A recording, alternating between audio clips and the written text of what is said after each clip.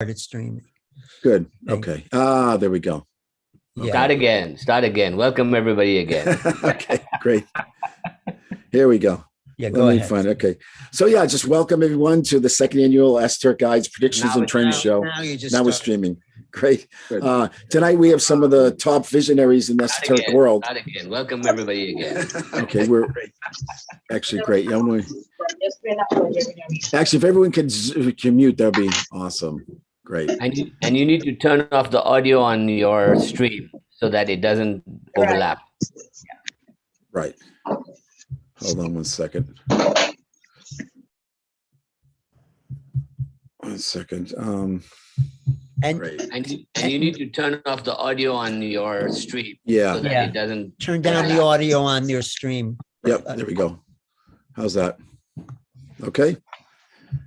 Great. Hey, we are good to go. Yeah, great. Okay, excellent. So again, everyone, welcome to the second annual Esoteric Guides Predictions and Trends show.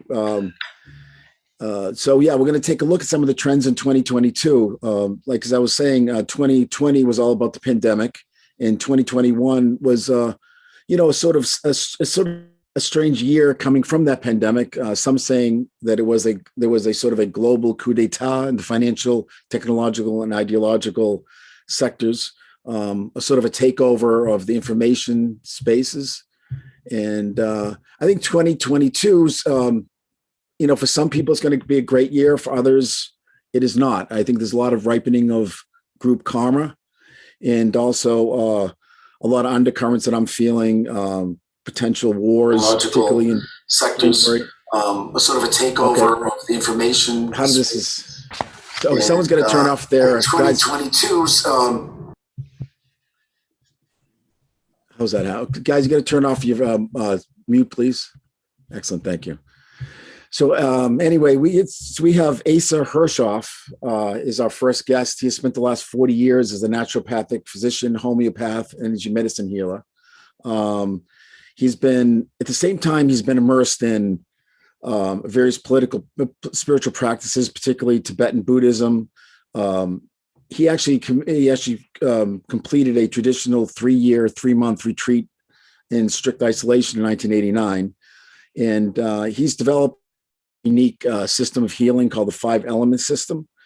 And without further ado, let me introduce Asa. Asa, how are you today? I'm good.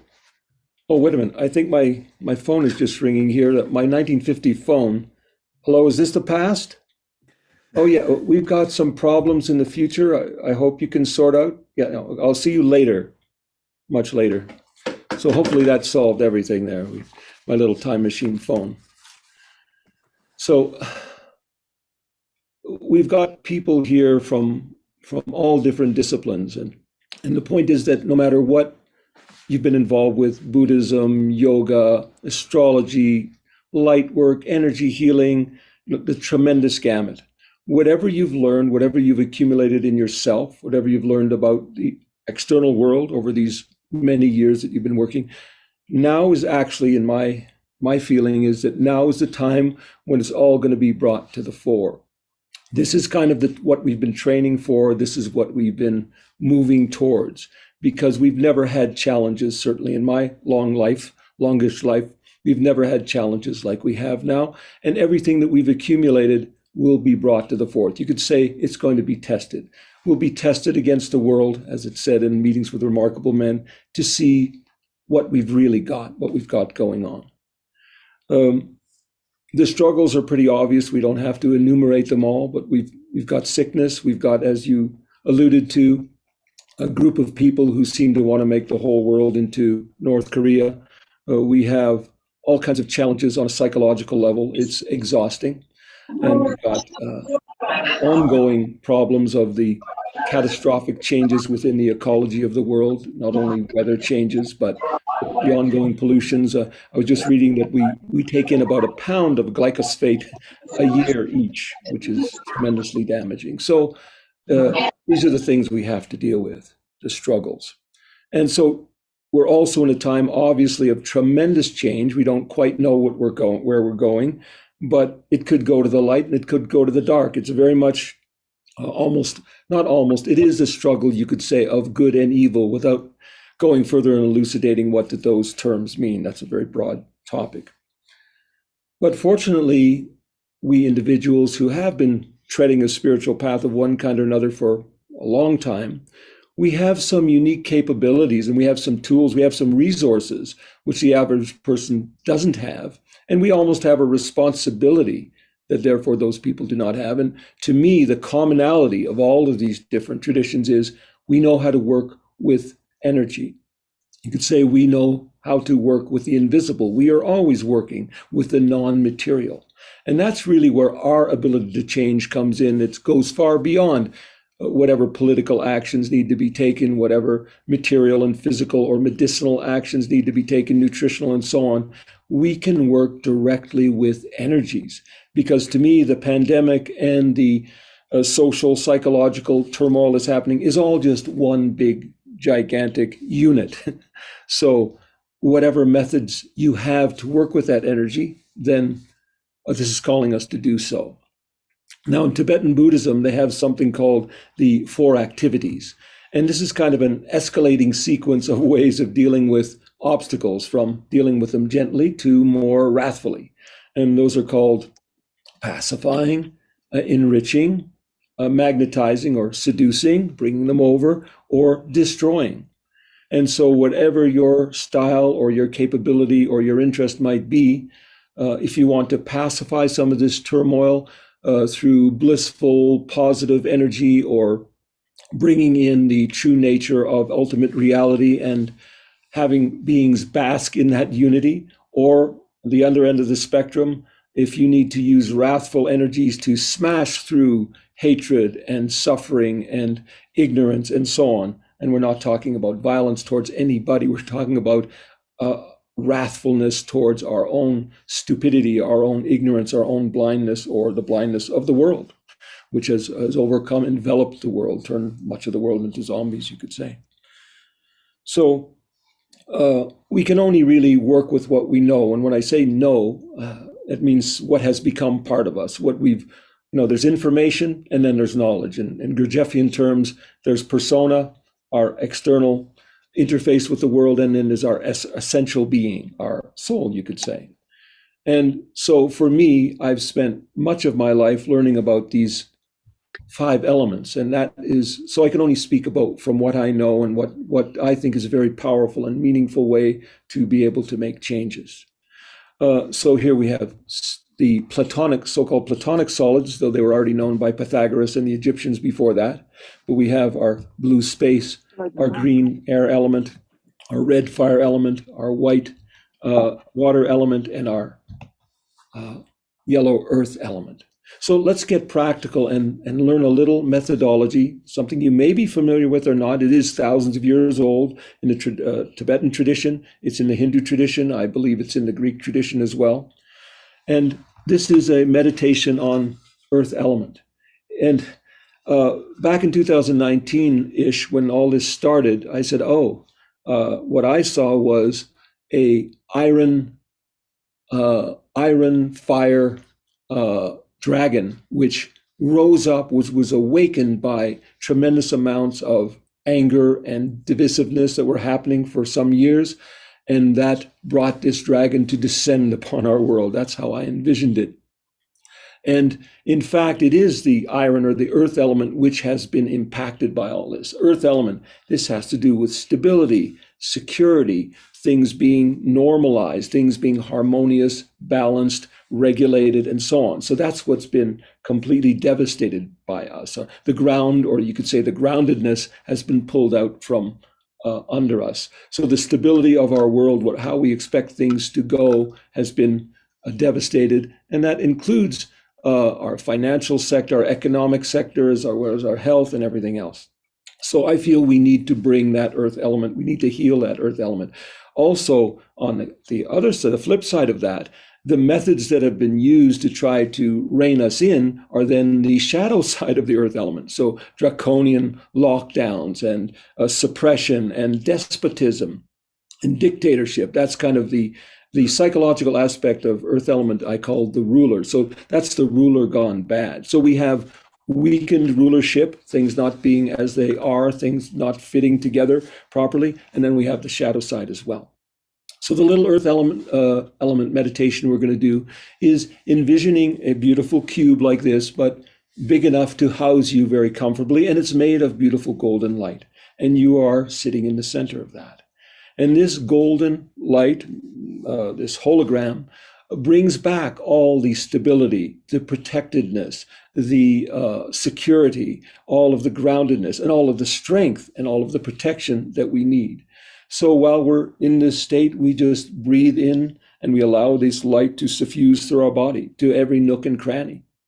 I think whatever has been weakened psychologically, biologically, as far as our finances, because again, earth element relates to wealth and to enrichment, material enrichment, biological enrichment, spiritual enrichment. So we're bringing back all that enrichment to our body, just sitting there and breathing that, feeling that, and be very clear that now your body is glowing with this yellow light. We're repairing the damage, both in terms of weakness and in terms of excess, in terms of the shadow forces and in terms of the decay or destruction or weakening of our earth element. And this is like a protective circle that we can carry with us all day if we like. This can be our companion. So that's the little meditation. It's very, very simple. And you can do it for long periods of time. You can do it for a few minutes, but be rest assured, and you can do it, by the way, before going to bed. Very nice way to protect yourself during your soul's journey at night. And be assured that this really does work. This has been used for thousands of years, and it really does strengthen one on all those levels: biological, spiritual, psychological.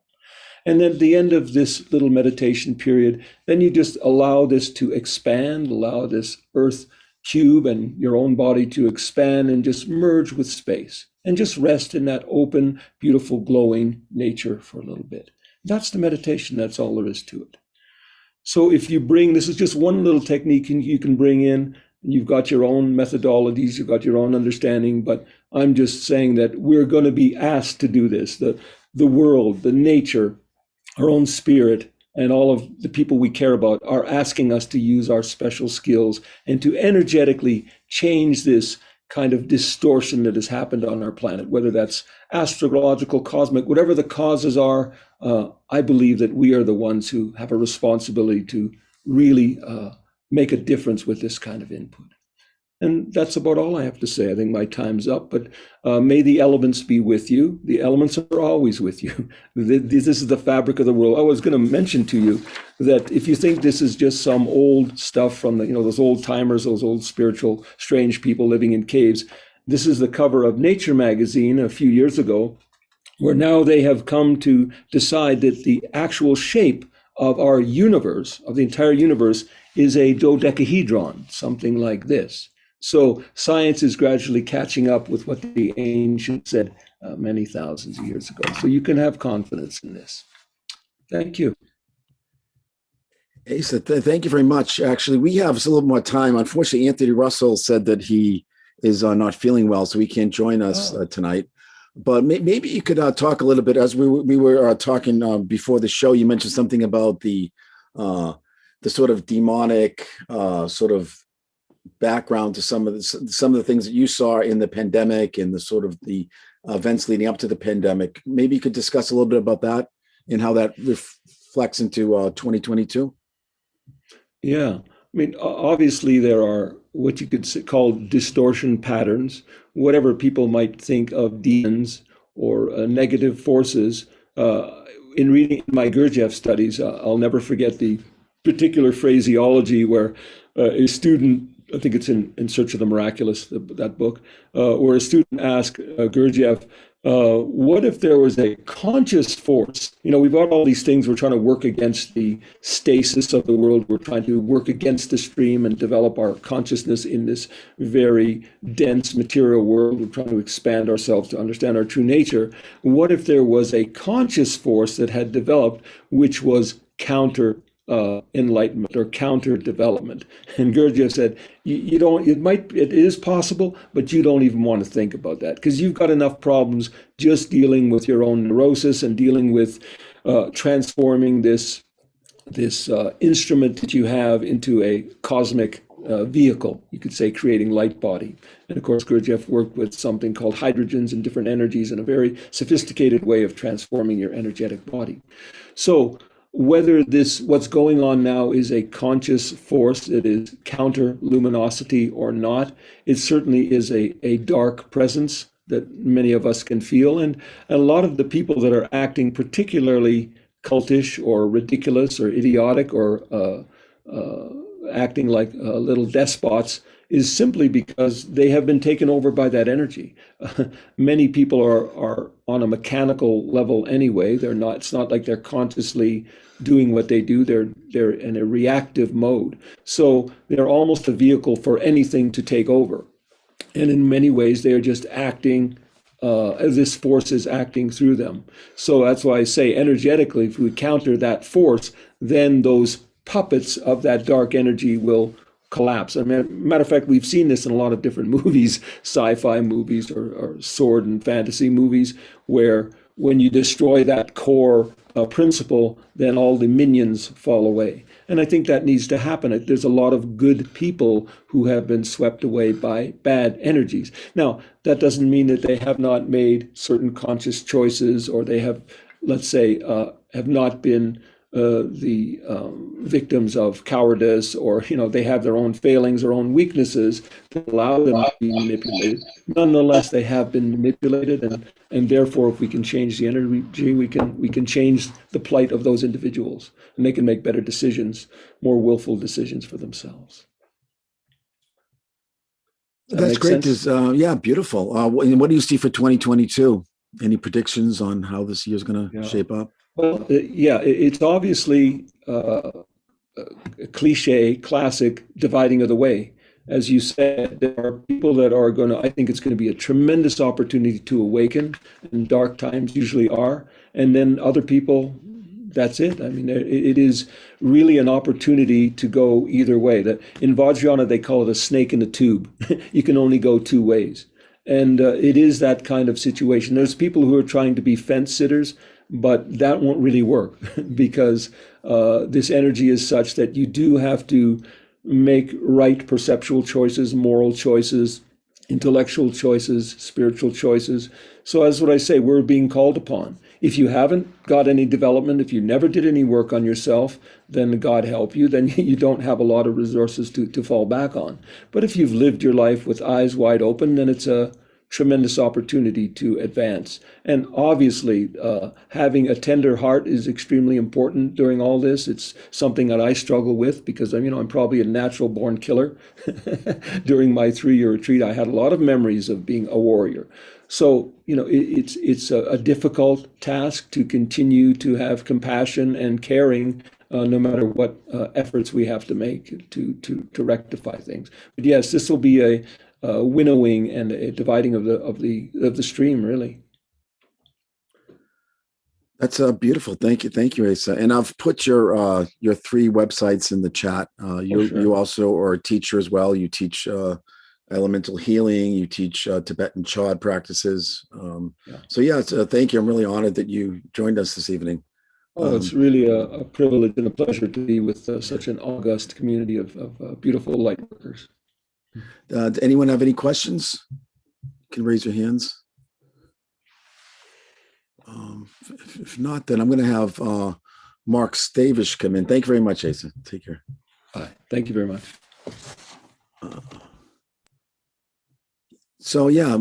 Mark, I'm going to have, is Mark here? Mark Stavish? Let's see. Yeah. So Mark Stavish is our, great, beautiful. Let me find you here 1 second. So sorry, Mark is the, I seem to be invisible. The video. Yeah, you're invisible. Oh boy, huh? Yeah, I don't see. Yeah, your video doesn't seem to be working, huh? Yeah. Well, we can still hear you. Let me just see. It's too bad. I mean, it's not. Are you using a phone or are you using your? No, I'm on my laptop here. We've got everything hooked up as usual. I got lights on, but nobody's home. So. Okay. I think he's got to go into his preferences where you have to pick your camera. He might have the wrong camera picked. Yeah, I've done that several times, and it's not happening. So. Yeah. Okay. Well, anyway, well, we can at least hear you, Mark. So Mark is the director of the Institute of Hermetic Studies. He's been really a champion and protector of the Western mystery tradition. He is the author of 26 books. And one of his latest books is called Egregores, the Occult Entities that Watch Over Our Human Destiny.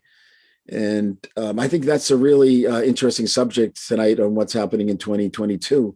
So I'm really interested in hearing your insights, Mark, into what do you see in the trends in the next coming year, and what we as spiritual practitioners can do to sort of survive and thrive in these chaotic times. Yeah.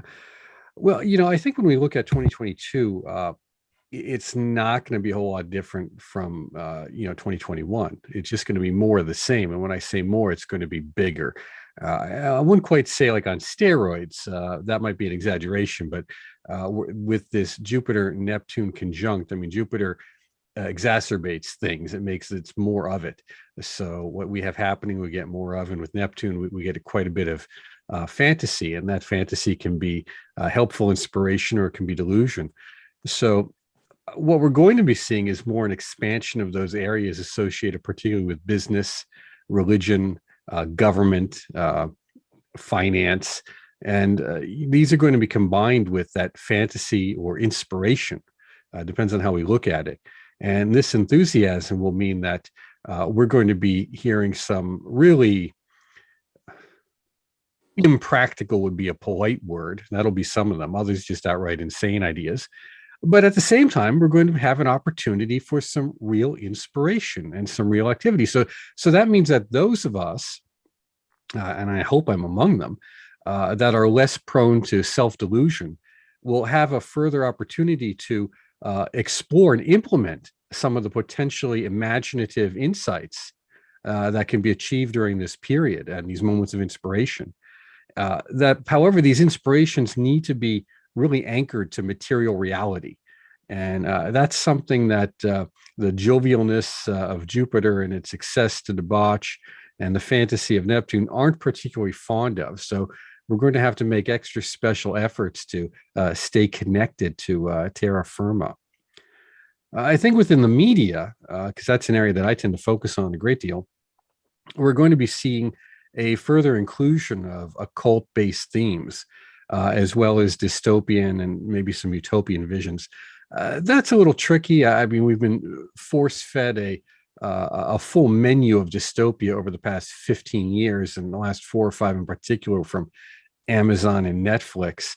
I think we're going to be seeing maybe a little bit of a turn on that, hopefully, and some more utopian ideas. But again, we have to be careful there, because utopian can be just as delusional. Now, when I say occultism, I'm using that as also a wide term for a variety of New Age beliefs. I like to point out to some of my friends that, one of the greatest purveyors of New Age ideas in the media right now is those wonderful folks at Hallmark. If you're paying attention to their streaming services and movies, that has a lot of the ideas of meditation, feng shui, those things pop up a great deal.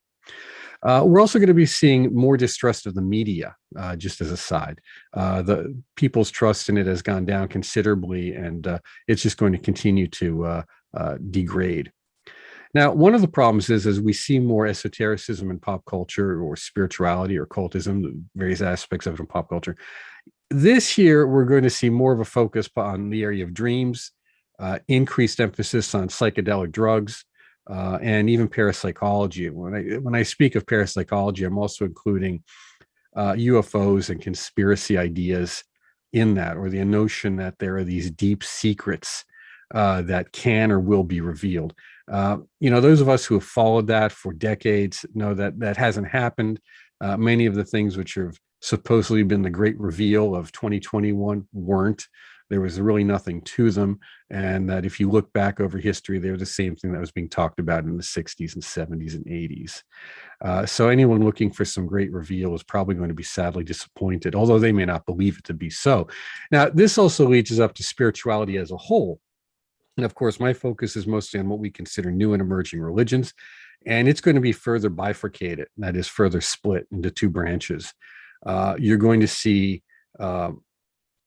those which we call high demand religions, of course, or high demand movements are going to get more attention and more adherence. Those which are low demand are going to continue to see their numbers erode. But at the same time, we're also going to be seeing a reversion, or not a reversion, but a return to the notions of tradition and traditionalism, which are two related but not identical areas of study. So traditional practices are going to get more attention, as are folk practices. So any of the folk practices which would identify with witchcraft, we're going to see the term witchcraft really push Wicca further and further out of the discussion, particularly in the publishing industry, but also hoodoo, powwow, brauca, santery, any of those things which are considered folk practices are going to get more attention and more screen time, more talk time, if you will. But with this, as said, part of this bifurcation also means that the near total identification of non-traditional spirituality with progressive politics is going to continue. And that also with that, we're going to see the purges that have happened over the last few years in non-traditional movements of people who they felt weren't liberal enough, who weren't progressive enough. Those purges will continue within these movements and will only accelerate. Which brings us to the real question of what we're facing for the year. And I believe that means to us a fantasy versus reality, idealism versus practicality questions. These are the questions that are going to have, this is the duality that needs to be reconciled within spiritual movements in particular, but also the media as a whole and our lives as a whole. Energy issues are going to exacerbate, particularly those things involving liquid fuels, which means nearly all of our energy, okay? And also the hidden destroyer of economies, inflation. That's going to come more to the forefront and be an issue that needs to be addressed. So this is going to be a very good year to tether yourself to the earth and make yourself right with Saturn as a means of creating a kind of antidote to these very expansive, very delightful, we need to emphasize that, very delightful, but potentially destabilizing and possibly even insanity and manic-inducing energies of excessive exuberance. We need to do something productive with them. So be inspired and be inspired from it. Create healthy, self-directed and achievable goals for yourself and for this time. Allow these energies to buoy you up, but also to ease you down with them. Don't just allow them to take you so high that you have a sudden hard drop down to reality as these winds of imagination wear off. The solid goals, a daily effort are the catchwords for the year. It's going to pay off considerably. And I think, to increase yourself by having a very discriminating and discerning mind is going to be required. And if it sounds too good to be true, then I would suggest it probably is. So in many ways, I would also suggest those who have the capacity to do so to not pay too much attention to 22, 23, as I think, as I said, it's going to be more of the same, not a lot of surprises, but at the same time, look forward to 23, 24. I think that's where the surprises may occur. So I hope that was helpful. Yeah, very interesting, Mark. So when you say traditionalism, what actually do you mean by that? Well, those esoteric movements which are connected to culture. We live in a time when people think that they can just pick and pull from whatever they want, combine it together into a nifty stew, and that they're not going to get any indigestion from it. So we're going to be seeing a return, not strongly. I mean, it's not always going to be overwhelming. Remember, I don't interpret any of these things often as absolute. I think when we look at the future and we see predictions, one of the problem is that people don't have a sense of history, which means they don't have a sense of scale. So they tend to overstate the effects or understate them. You're going to see within the spiritual movement. Now, outside of that, within the mainstream, that could mean you also see an increase in evangelical movements and fundamentalist movements of various stripes. which, it's not just Christianity there. There are many kind of fundamentalist movements around the world. We just hear about fundamentalist Christianity and Islam as the two, but you have strong movements in other areas as well. That's really interesting. And I know you've written a lot about the media. So you mentioned dystopian media, and I know a lot of the sort of movies we're seeing on Netflix and these other channels, it predicts, they sort of portray a very negative future. So I'm wondering, do you think sort of, because the media is very powerful and it's sort of a visionary art, do you think that this is reflecting a future reality, or they're actually creating a reality? I think it's a combination of forces. I don't think it's simply saying they're perceiving the future somehow and they're, channeling it. I think what we see primarily within the media, from my experience, is just people with some deep-seated neurotic issues who then end up having the ability to write them down and project them onto the screen for the rest of us to see. And that's very unfortunate, but that tends to be the case more often than not. Now, it can extend beyond that. Some people may willfully be trying to use media as a form of manipulating the popular psyche into absorbing a nihilistic and dystopian future. I mean, we see that as well. There's no question about that.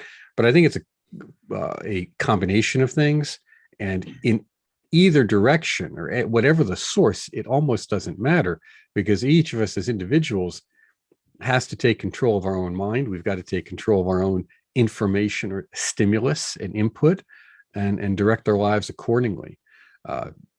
So whoever they happen to be, are trying to do or achieve, we have to participate in that type of social re-engineering.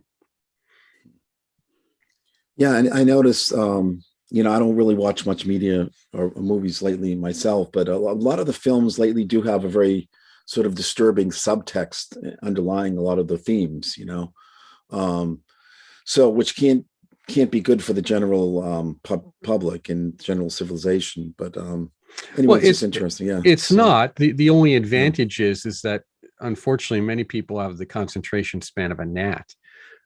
So if you do believe in this notion that your thoughts are potentially potent and powerful beyond your brain pan, and that they have a force that radiates beyond the limits of your skin, then those who have more greater concentration, greater focus, greater confidence will potentially then generate at least something that will neutralize.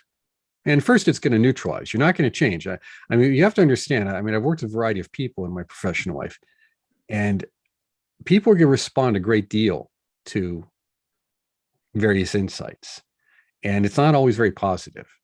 So the idea that we're going to be sending out positive thoughts across the world and everybody's going to sing kumbaya and hold hands is in itself a delusion. It's a utopian delusion. Mm-hmm. There are people who are going to be responding very, very poorly to that. And you have to be prepared for that is one of the side effects of this, because we've responded poorly to it. Our previous host said he sat in a cave for 3 years with nothing but time on his hands and darkness, and he began to realize there was a lot of deep, dark stuff in there. Now, suddenly realizes that came up in less than 3 years, and on your own with no one to help you. Because in some ways, that is what we are doing when we're generating these positive thoughts. There is a reverse phenomena at work as well. That's the only way we get to overcome something is by bringing it up to overcome it. Well, if we're doing that in ourselves, then theoretically, we're potentially doing that in others as well. Yeah, fascinating. Well, thank you very much, Mark. I've put your website on in the chat, hermeticinstitute.org, and I just want to say that Mark has some amazing courses. He's a wonderful teacher, and his books are really must reads for anyone on the spiritual path. Thank you very much. Yeah, thank you very much, Mark. Very good. Appreciate it. I'm going to have to mute somebody. 1 second. There we go. Yeah, so we have next is Craig Williams, who is a true Renaissance man. He really is the real deal. He's a martial artist. He's a practitioner of Ayurvedic medicine, Vedic sciences, Gnostic spirituality, and he's also the author of Entering the Desert, Cult of Golgotha, and Tantric Physics Volume 1 and 2. He has a blog called Arise Arjuna in WordPress. And amazingly, he's also an ordained bishop with apostolic succession and practitioner of traditional Chinese medicine. So without further ado, I'd like to introduce Craig. I'm going to spotlight him. There you go. Craig, how's it going? There we go. I'm good. Can you guys hear me well? Yeah. I'm just going to mute somebody. Let's see. I'm going to mute some people. There we go. Yeah. Hold on one second. Hey, could you mute? I think it's Kimberly Halligan. 1 second. There we go. Okay, beautiful. Hi, Craig. How's it going today? Thank you for joining us. It's an honor. Great. It's my honor too, as well. How's everything over there? Great. Yeah, we're running along. Unfortunately, one of our guests got sick, so Anthony Russell from the Zodiac Lounge. So anyway, we're running a little bit early. That's good, but thank you for coming on a bit early. It's the season, so it happens. So. Exactly. So, but no, I'm happy to be on here, and it's nice to be able to have a small amount of time to maybe pass on a positive message for the upcoming year. So, I thought I had a limited amount of time, and what could I say in this small amount of time? And I thought of two things came to my mind. And one of them revolves around a very important concept in Ayurvedic medicine. And the Sanskrit term is called ahara, ahara, which means intake, or basically what we consume. And so on a fundamental level, in Ayurvedic medicine, when they see that word, we think of, okay, what does that mean? Someone's eating. And so that's very important. We know nutrition is vital to our health, both mental, psychological, spiritual. But I think for this talk, I wanted to feature this concept for people to start really thinking in the coming year about what are they eating and what are they consuming with their senses, with their mind. And I talk to patients about this constantly, and I talk to students about this constantly, and it's all about what we're feeding our mind becomes the background noise of our mind. And I think that we really have to make it a very important goal for people to look at their lives and see how much they're living in fear, and see how much they're living in paranoia, and see how much they're living in an obsession of like almost doom and gloom, Armageddon obsession. We see that really happening a lot in our culture now. And that's very sad to me. And a lot of that is about what they're consuming, meaning what are they watching? What are they reading? What are they listening to? And all that is a type of nourishment that we feed into via our senses. We call that via the indriyas, via our sight, sound, smell. Even what we smell, whether it's artificial or not, will influence the vibration rate of our mind. And so I think one thing I would suggest for people to do in the coming year is to really start looking at what are they feeding their mind? Are they watching depressing news constantly? Are they reading depressing news constantly? Or maybe they're so obsessed with politics and arguing back and forth, and all that eventually forms a certain mind space, and it's rarely positive. And so that's one of the main things I always tell people is like, in this coming year, find some very inspirational things to feed your mind. Find inspirational books to read, find inspirational movies to watch. And that kind of segues into this topic, which it'll be in my next book, Desert Meditations, Gnostic Cartography. But there's something I talk to people a lot, and I call them spheres of influence. And from a tantric perspective, we live in this world that is just filled with intelligence, filled with cosmic intelligence, mundane intelligence, and we're constantly bombarded with this almost like radiation. And we have these things called spheres of influence. These can be something as basic as a mental sphere, an emotional sphere, a physical sphere, meaning physical vitality, and a spiritual sphere, and also a social. And all of these spheres are things, when you look at Vedic traditions, even particularly Vaishnava traditions, they were very well aware of all this. And that's why they would tell the students to be very careful about who you spent your social time with. Be very careful what you read spiritually. Be very careful what your thoughts are, because all of that was going to literally create their life. And so I always have people kind of map out these spheres, and you can even draw circles. They're not exactly perfectly different. I mean, we talk about our mental sphere of influence. That means what we think all the time. What are we constantly obsessing on? Are we constantly obsessing on something negative?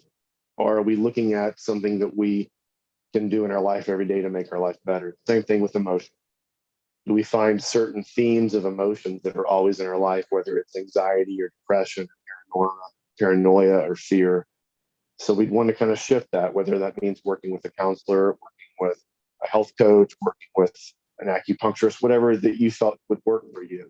And then, of course, the physical sphere, meaning getting healthy physically, exercising, eating well.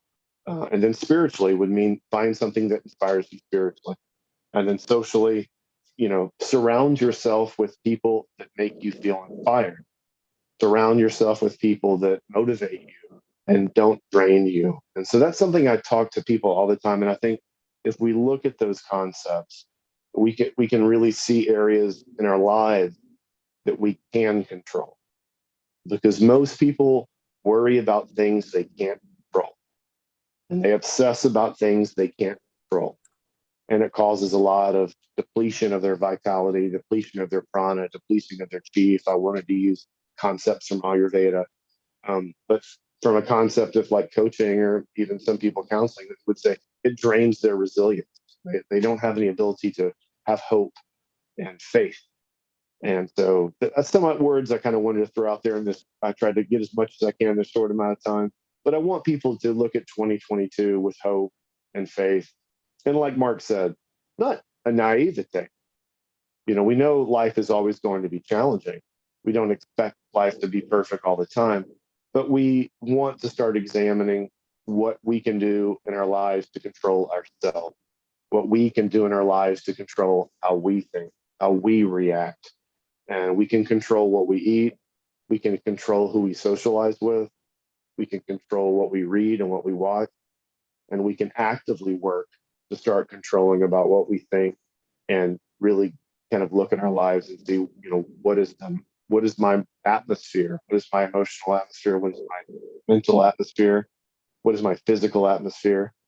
What is my social atmosphere? And these things actually are very important when we think about all the health challenges that we have in the world today. People are very scared about health, but there's so many things we can do every day to empower our health. So hopefully that makes sense. And if we want to talk about anything, I'd be more than happy to talk about that as well. Yeah, that's wonderful, Craig. Does anyone have any questions or comments for Craig? Hi, Craig. How are you? I'm well. Sorry. Thank you. Your message and yes, you're right on target and very uplifting. And I just wanted to say I completely agree with you that there is a lot of influences pouring in from every side. Don't you agree? And really, I think that is up to us to hold that space within ourselves of discernment and what we're taking in.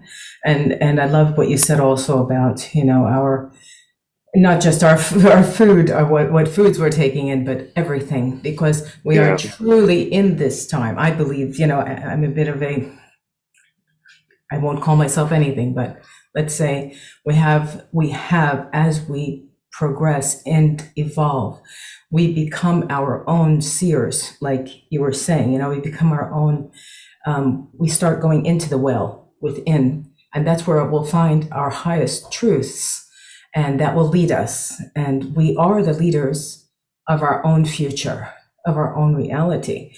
So if we're taking in all of this nonsense that's coming from every side, it's not going to get us anywhere except sucked back into that matrix that we call it. And I'm happy to be here. I'm really glad that we're all here together today. And I really do want to tell you I appreciate how much positivity you put in that message, because there's plenty of gloom and doom, and we're all clearing so much out, and as we're doing that and coping with the changes in our molecular structures, in our emotional, in our everything, it can be quite daunting, even for those of us who have a spiritual grip on our path, as you would call it, So I think that too.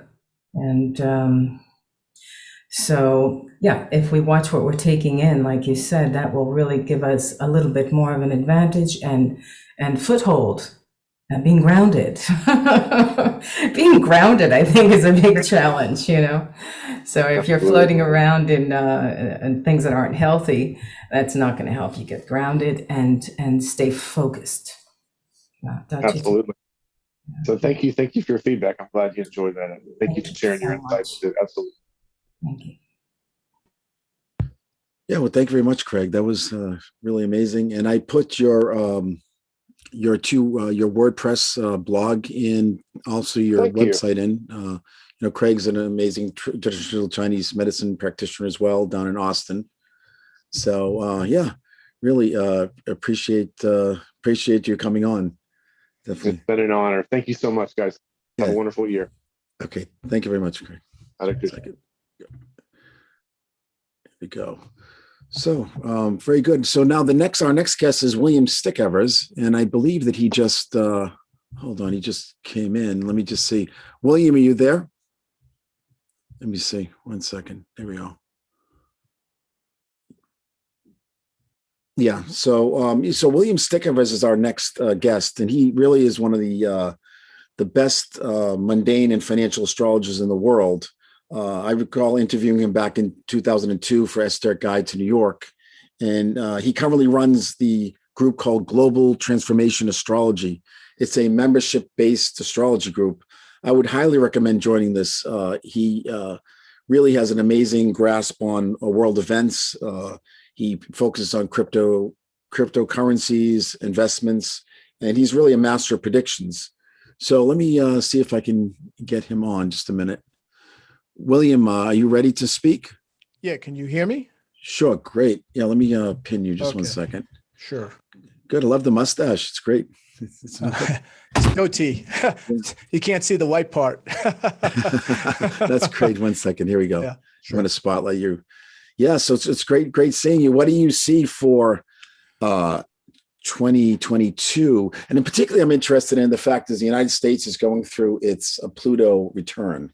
Right. Which is, and you can see this happening really to some, like you say, younger countries. Means this could be the end of empire. You saw what happened in Afghanistan, the way we withdrew so abruptly, and it seems like it's happening around the world right now. So what is your take on that? Well, this Pluto return is occurring at the same time that we're going through the fourth turning crisis, which is a generational theory devised by William Strauss and Neil Howe, that describe a reoccurring generational cycle in American and global history. So these cycles work every 84 years, 84 to 92 years.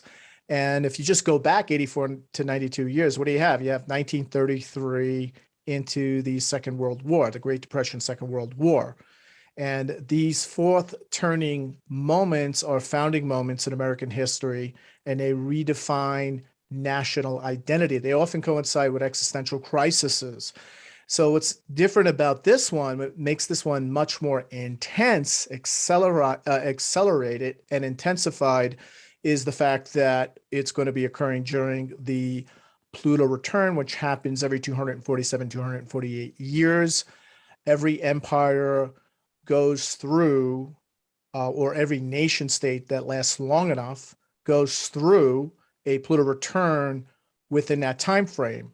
And if you go back in history, when we see the Roman Republic, which was around for about a good 200-300 years when it went through its Pluto return, resulted in a crisis that resulted in a power struggle and a civil war. And when the dust settled, it transformed from a republic, a democratic republic, to an empire, where the president of the Senate, the Roman Senate, became the emperor, the overlord.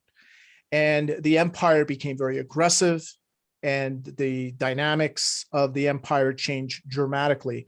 So the United States is at the same point, starting 2022, that the Roman Empire, the Roman Republic, I should say, occurred at the time when that civil war broke out, and Caesar Augustus became the first emperor of Rome and jump-started the Roman Empire, which became the world's first superpower. So we're going to see a very similar crisis ahead. This is going to affect us all. It's going to have an impact on the whole world, just like what happened in the Roman Republic had an impact on the entire world, the known world.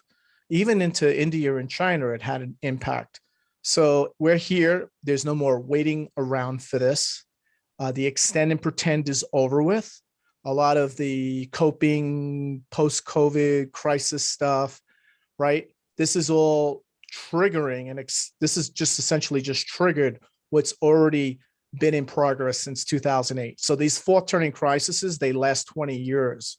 So it started in 2008, and it'll end sometime around 2028, 2029. But we're going into the last and final act. So we went through the first act, 2008 to 2017. Then we had Trump. Then we had this contentious 2020 election, right? We had a whole bunch of things. We've had all of these different variants. So we know that now, we know that the current inoculations, COVID inoculations, are ineffective against this new variant. And we're going to see more variants pop up. And at this, just like the Roman Republic, what happened to the Roman Republic? They had a pandemic at the same time that their denarius went down. They had massive inflation. They had competing power plays going on between their own conservative and liberal parties. They had parties just like we had. They had elected judges and senators, just like the United States. And it turned into an empire. And here's the thing. They still called themselves an empire. Excuse me, I have it backwards. They still called themselves a republic, even when they became a full-fledged empire. See, so we're moving into that, and we're going to have this massive inflation wave. So we got to prepare for that. Inflation's already at 15%.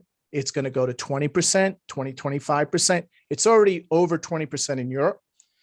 And if you live in Manhattan, you live in New Jersey, you're already dealing with 20% inflation, and it's going to continue because they can't control what's going on. They're going to try and raise interest rates. This is just going to make it worse. They'll flood the system with more money.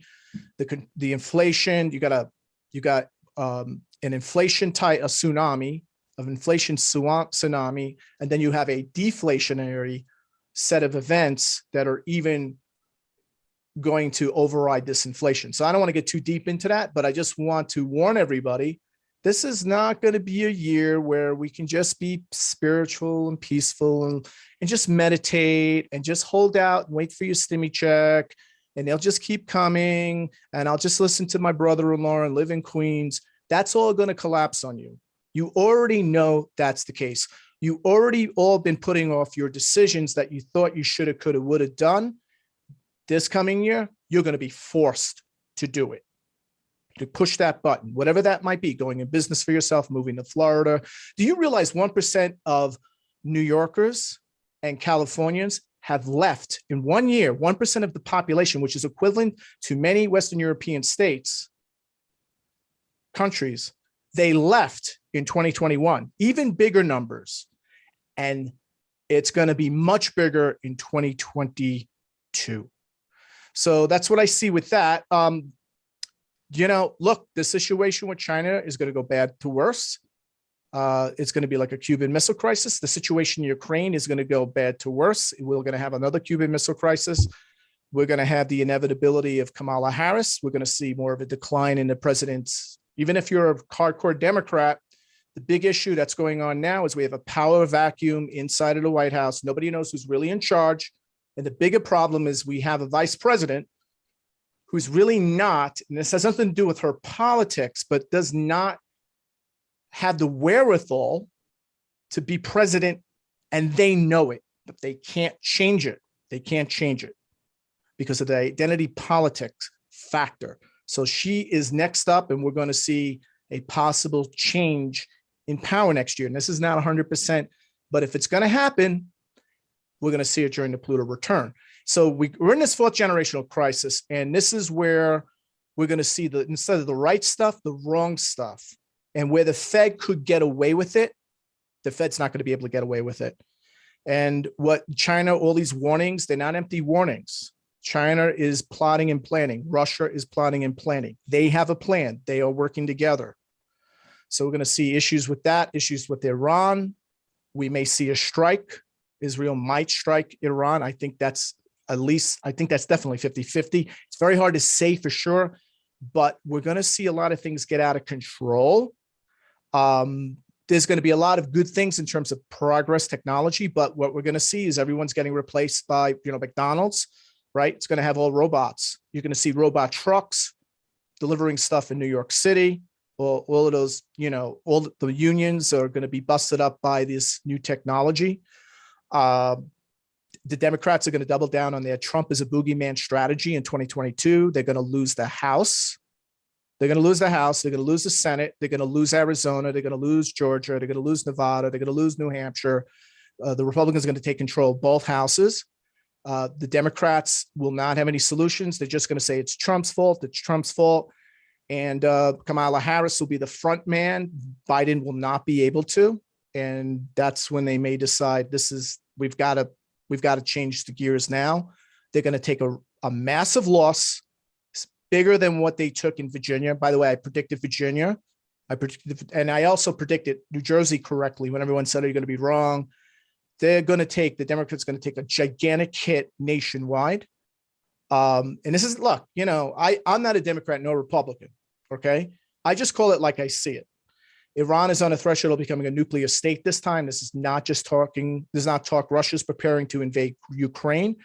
Again, will it absolutely happen? I can't say, but the astrology is alluding to this. Just like I said at the New York Open Center in January, when I was in New York saying we're going to have an existential crisis, a black swan event, and we went into it. I went into it in detail, and that's what happened. So we're seeing phase 2, like that was act 2. We're going into act 3. We're going to see loose central bank monetary policy, fiscal policies, and we're going to just see a lot of inflationary surging and the Fed just losing control, and people are just going to be, and then pandemic won't be over. The big issue with the pandemic is the fact that they're going to make there's going to be a power struggle in the courts, the White House, with the legislature, with the state, with the governors still. And it's going to be all around. You will be vaxxed regardless. You don't want to get vaxxed, you're not going to get a passport. You don't want to be vaxxed, then you can't renew your license. There's going to be all ways where they'll get you to be vaxxed regardless, even though these vaxes don't mitigate, they do not prevent you from getting the new variants that are all coming out. So we're going to have that issue. And we're just going to see geopolitical and systemic risk accelerating and intensifying. Look, I really wish I could say, hey, it's all going to be good, folks. It's not going to be good, but it's necessary because we are no longer a democracy, and the whole world knows it, except for 45% of the country. And we're going to start seeing a breakdown in California. So watch for California. Things are going to start breaking down there. It's going to go from bad to worse. And California is the bellwether for the rest of the country, economically, politically. Look, if we're going to feel like we're in some huge dystopian science fiction movie, like where it's a combination of Logan's Run, Soylent Green, Animal Farm, Brave New World, Brazil, Clockwork Orange, Lord of the Rings, Lord of the Flies, Gattaca, all in one. Like, just take little elements of each one of those films and then mesh them together. And that's what you have in 2022 into 2028. So it's not like a one-year event. 2023 is great. Everything's fine. Back to normal. Vote Kamala. No, it's not going to be like that, folks. I think you're all in for a big shock with what's coming. And it won't be a one event thing like COVID, shut down. None of that this time. All right. Evergrande. I kept talking about China. Some of you remember my GTA. Some of you listen to me on Coast to Coast. I kept saying China, China, China. China Evergrande Group officially defaulted. China Evergrande is 27 times bigger than Countrywide. When Countrywide defaulted in January of 2008, it only took 9 months before we had the global financial collapse. Now we see China defaulting with their bonds, and this is going to keep spreading. And China will keep it secret and quiet, and they'll keep repressing it. And eventually it's going to come home to us. It's going to catch up just like it hit the rest of the world back in 2008. So we have that coming. I mean, China could trigger the next financial meltdown. Something's going to trigger a meltdown of the global financial system. It starts next year. Turkey is already in financial meltdown. You're seeing all of these countries in financial, their currency is disintegrating, and that's going to spread first to all of the emerging market nations, and then it'll catch up. And it all has to do with that the US dollar is debasing its currency, and all the other currencies are getting destroyed because all the other world's currencies have to trade with the US dollar in order for them to trade with each other and to buy oil. They are required to use US dollars. So as we are exporting our inflation, and their inflation is increasing exponentially. So our inflation goes up and their inflation goes up exponentially because they have to swap more of their own currency to get our currency in order for them to buy oil and for trade settlement. So this is all systemic. It's all systemic. There is nothing Joe Biden can do to fix this, right? And you're going to see government decrees that the government has the right to force you to obey. You're going to start seeing that a lot more. I mean, you want me to go on, or you have some questions? No, that's fascinating. And I think this whole migration issue is probably not a big issue for 2022, but like you say, 2023, 2024, where you're almost seeing like what happened in Afghanistan. You have almost a shadow government occurring in certain parts of the United States, where you have, large groups of people like leaving sort of the Democratic states and then moving toward Republican states. And in some of the Republican states are not even, I know there was one case where a U.S. military general said that he, was only reporting to the governor in that country, in that state. So, Right. So you're seeing a sort of a dangerous dynamic now in the United States, where you have great polarization. That's right. We're going to have the great schism. I call it the great schism. We're going to have unprecedented watershed events of historical significance, fateful developments that are going to be happening on the world stage, covert intelligence operations, false flag events, systemic financial crisis is breaking out outside of the United States, but the Fed continuing to say it's only transitory, nothing to worry about.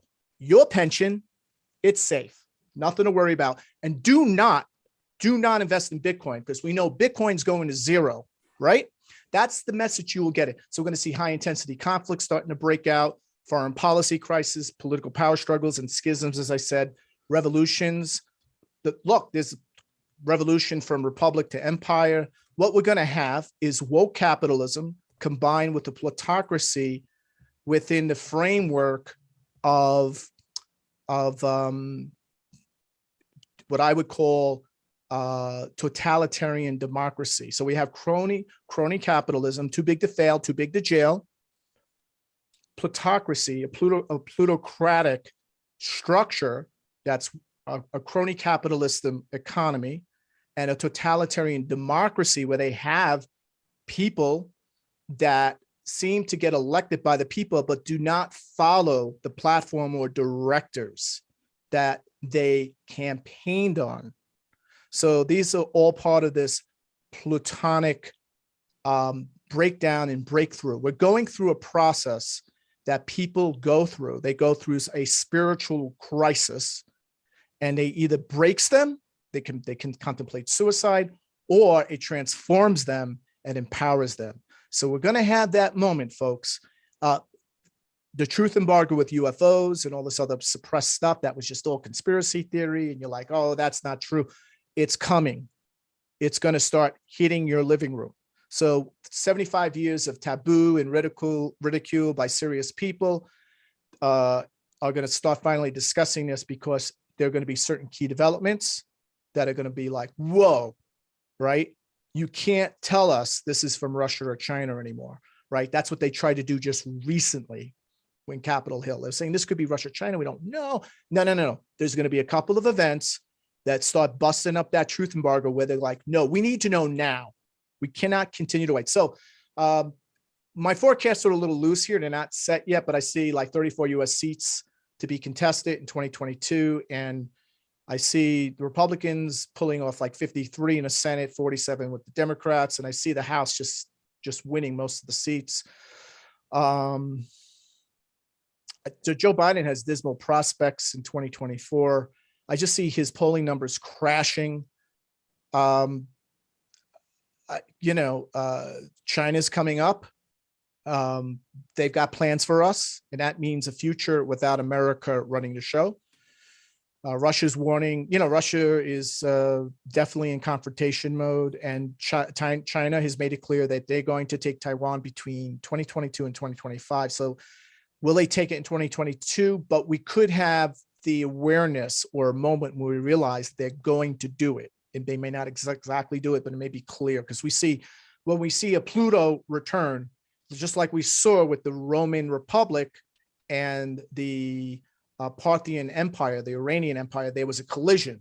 We're seeing a collision of the Chinese Empire with the American Empire. We pretend we're a republic, we're democratic, right? No, we're really an empire acting covertly in stealth. But we come out of the closet and we go, yeah, we're really an empire now. And now that we're an empire, we're going to start behaving like an empire. So we're going to start seeing that. That's what I think. Now, do we go to a full-blown empire? I don't know.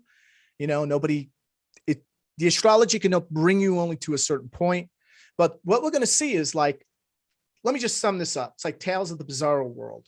2022 is going to be a world where situations and systems become weirdly inverted and develop opposite of common expectation, where the past trends no longer become future events, where the past no longer equals the future, where all the secular systems begin to fail to predict probable outcomes. That, in the nutshell, is what we're looking for in 2022, and we need to be ready for it. Thank you, William. That's amazing. And everyone, I put William's URL in the chat. GTA group is amazing. I'm a member, and it gives you the sort of tools and to make good choices, particularly as spiritual practitioners, because in these chaotic times, we as spiritual seekers, we have to transcend all this, and the best way to do that is with knowledge. But I'd like to say something here, because people will think, you're so doom and gloom. Who's this guy? He's got a thick New York accent, but he can't be one of us, right? I know what's going on right now, because people say he's too negative, right?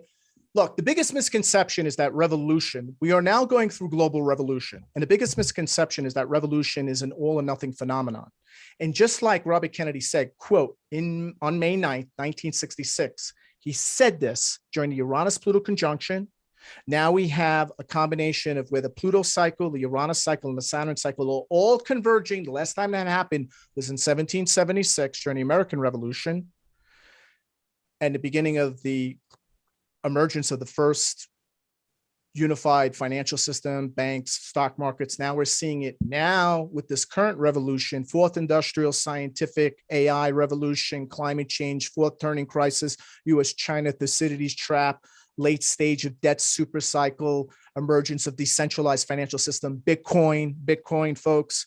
And this is what Robert F. Kennedy said, quote, "A revolution is coming, a revolution which will be peaceful if we are wise enough, compassionate if we care enough, successful if we are fortunate enough, but a revolution which is coming whether we will it or not. We can affect its character, we cannot alter its inevitability."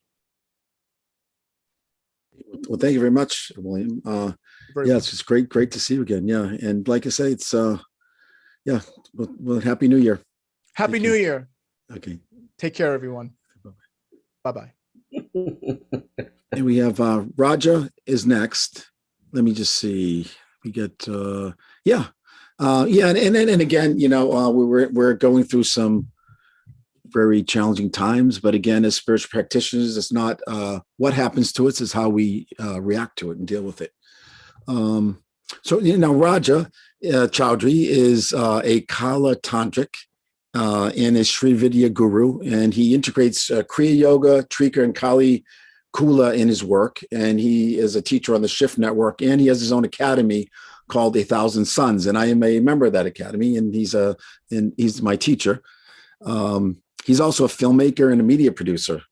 And he studies neurosciences, and he combines a lot of different spiritual practices together, which he's a very eclectic teacher. And I'm going to spotlight you. There you are. So it's a pleasure seeing you, Raja. How are you? Good to be here with you. Yeah. On your channel for a change. Yeah, exactly. I'm used to seeing you on. So tell us, Raja, what should we expect for 2022, and how do we, as spiritual practitioners, thrive in it? I think first and foremost, we've got to learn to shut up and just sit, because the vibrations are so hectic. So let's just sit for a moment. Let's just sit together and take a deep breath into your stomach.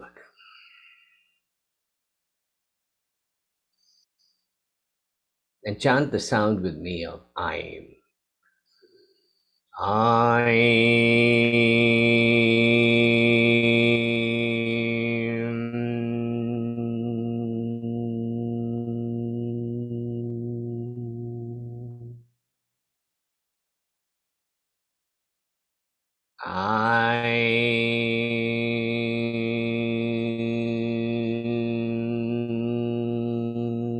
Recording in progress.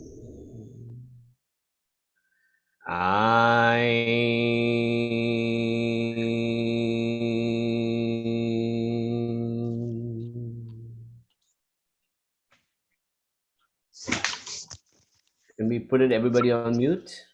Yeah, thank you. So I want you to imagine that you are a living vibratory being in alignment with energy, negative and positive, from all directions. But whatever you convert and transmute that energy into becomes your reality. So if you vibrate at a particular frequency, the world that you perceive, the world that you put your voice into, and the world that you create transmutes for you. This is the alchemical formula that the Rosicrucians did, that the Stoics understood, that everybody understood. That every negative thing is an opportunity for transmutation. Every disaster is an opportunity for transition to a higher state of consciousness, and for us to take as many people with us as possible. The Gnostics believed that the archons would come with messages of gloom and doom to take away the light of Sophia in our hearts. And now they're doing it. They're bringing all that negative bullshit into our lives, just to scare the shit out of us and put us into the matrix so that we can sustain and be a part of the metaverse that's coming. We can break out of that. We're the lovers of Sophia. We are the tantrics. We are the philosophers. We can break out of that. We don't need to be trapped in that paradigm. So I ask you to vibrate with me. I'm clean soul. Soul clean mind. It's pouring down into you, the cosmic energy, to your tongue, through your heart, to your yoni linga, and vibrates the whole pillar of your being. I'm clean soul, soul clean mind. And the magical sounds we utter, every word we say has power. You want to go out in the world and speak negative shit? Do it, and you will fuck up the whole world. I'm sorry for my language. But you want to create a beautiful world? Then speak the beauty. Speak the vibration that makes beauty. Be a light in the world. And so when you look up into the grace in your third eye and open it up above you, the vibration starts to come into you. The goddess, Lalita Tripura Sundari, comes into you. And she brings and seduces you towards positive action, towards doing good in the world, towards becoming a beacon of light. And that's not some esoteric mumbo-jumbo spirituality bullshit. This is to be a true beacon of living light in the world. Ka'eilarim, hasakahalarim, sakalarim, ka'eilarim, hasakahalarim, sakalarim, ka'eilarim, hasakahalarim, sakalarim.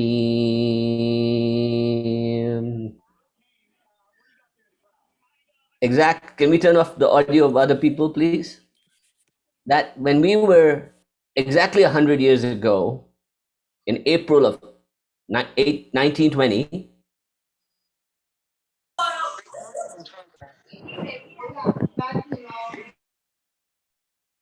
April of 1920, for those of you who don't know, was the date that the Spanish flu pandemic ended.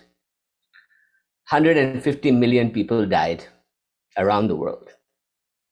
Just before that, World War I, 40 million people died in Europe in just war. Right? That was the most horrible period mankind had seen in history. And from 1920 to 1928, when we had the Roaring Twenties, not only did we have the Roaring Twenties, we had mystical revolutions of the highest order occurring. We had Manly P. Hall, we had Neville Goddard, we had Gurdjieff, Krishnamurti, Yogananda, all arrived in America and created energies that changed America for the next 100 years, right? Now, you're telling me that at the same time, the stock market was going crazy, Hitler was being born, all was happening at the same time. But what a world we created. Philosophy, ideas, revolutions, becoming your own guru became a thing, right?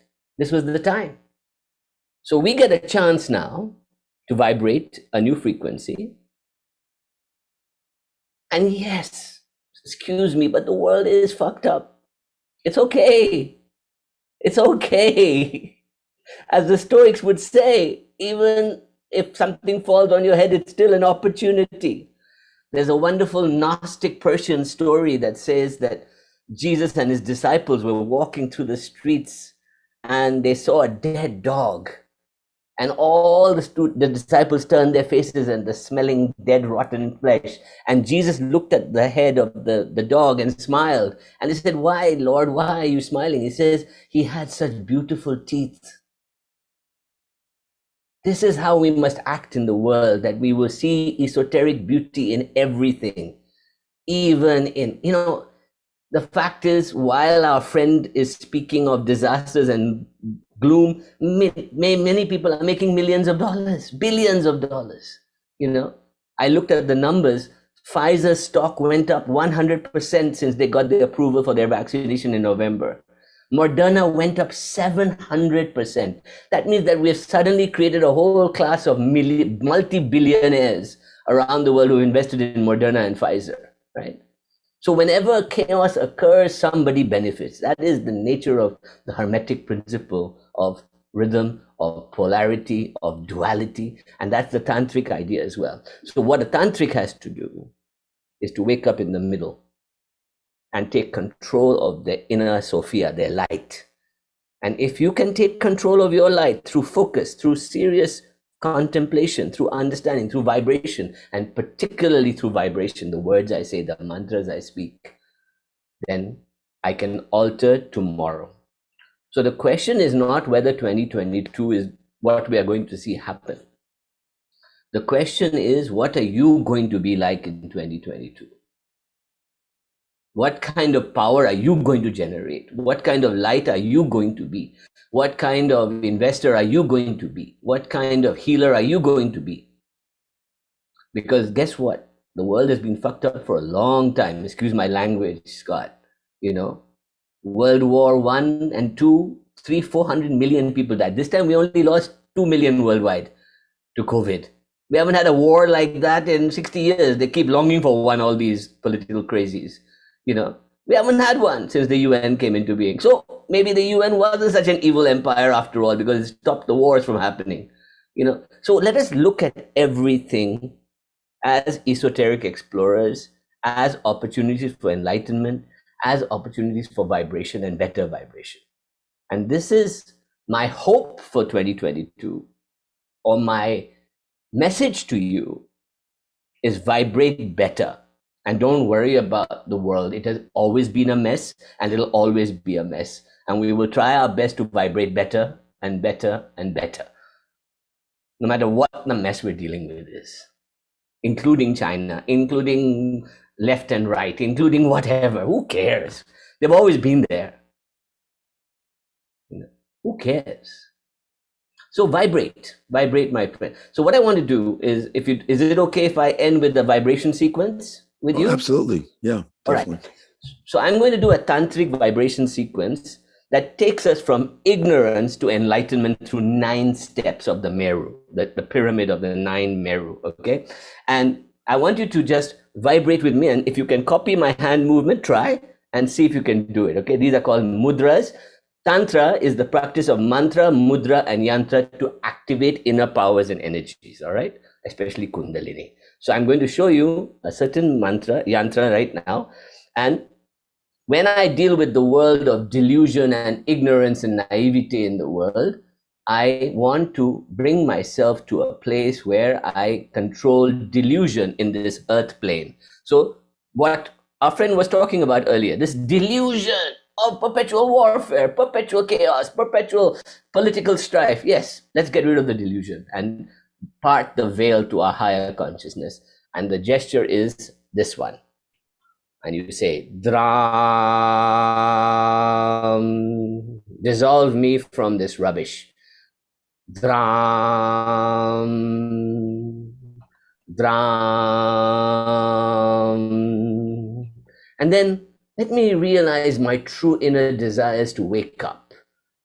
Then I go 2 fingers. Dream,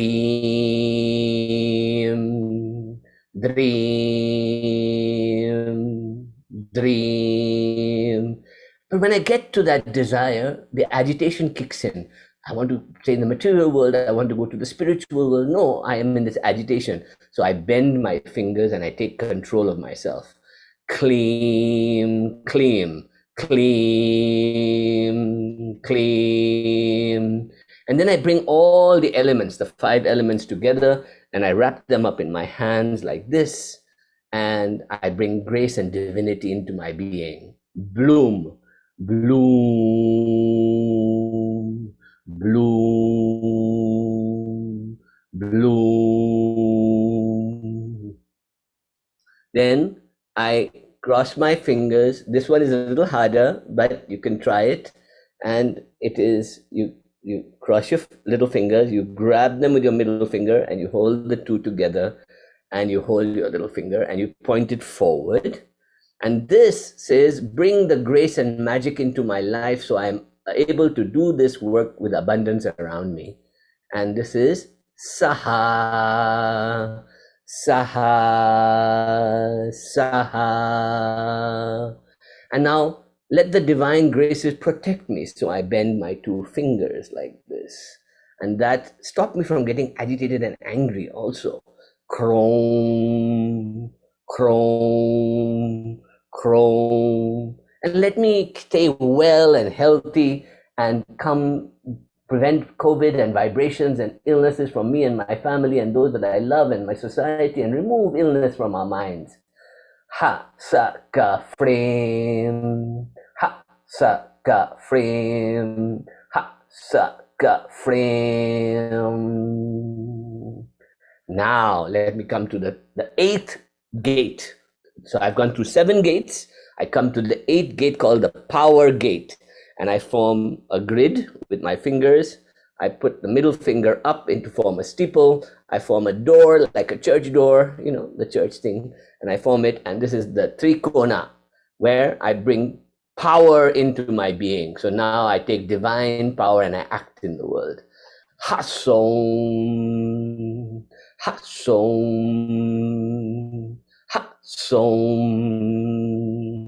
And finally, I arrive at the 9th gate, and the gate opens, and I see the Divine Mother, and I ask her to protect me in her womb. And I am a conduit for her grace through me into the world, and let me act accordingly. And so I cross my fingers, and I form the Yoni Mudra. This is the Yoni Mudra. And I say, I'm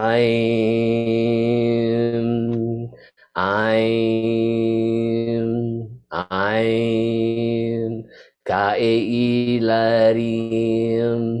Hasakalarim Sakalarim Kaeilarim Hasakalarim Sakalarim Kaeilarim Hasakalarim Sakalarim. And finally, I remove all negative energies from me, right?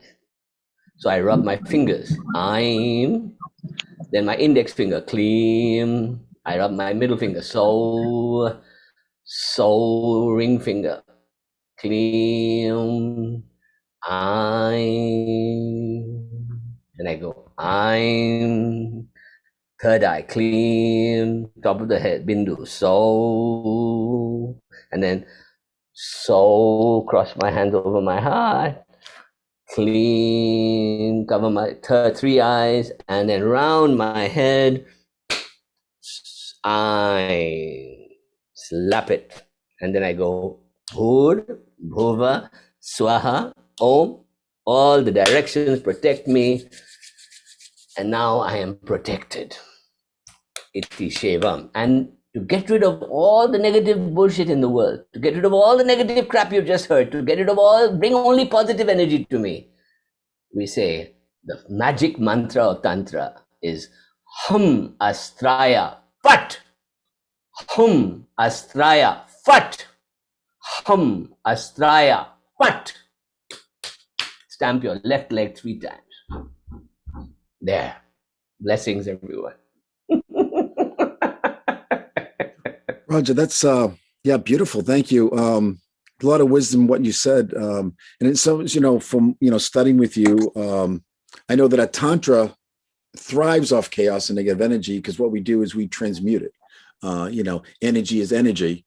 And someone who's worked, I work in a lot of chaotic environments, as you know. I work in a lot of conflict areas, as they call it. And you're right. I mean, our goal as spiritual practitioners is to transmute that into something more positive. Energy is energy. So everyone, I put Raj's internet site on. It's Thousand Suns Academy in the chat. He's an awakened soul. He awakened his Kundalini, and I'm waking up. I don't know if I'm awakened. I'm waking up. Anyway, you can tell I'm dragging all of you, kicking and screaming with me. But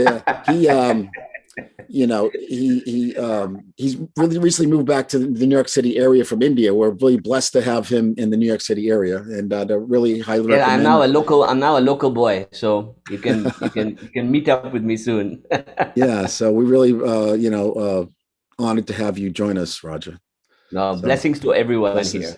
It is the vibration we give that determines the world we create. So you all have to vibrate well, and then the world will become the reality you want it to become. That's how it works. Yeah, beautiful. That's true. A lot of wisdom there. Well, thank you, and Happy New Year. Thank you. Okay, take care, Roger. Blessings. Namaha. Hey, Wendy. I have some of my students here. Yeah, that's right. Yeah. And Joseph is coming as well. And Joe as well. There you go. Yeah. Very good. Good to have you all here.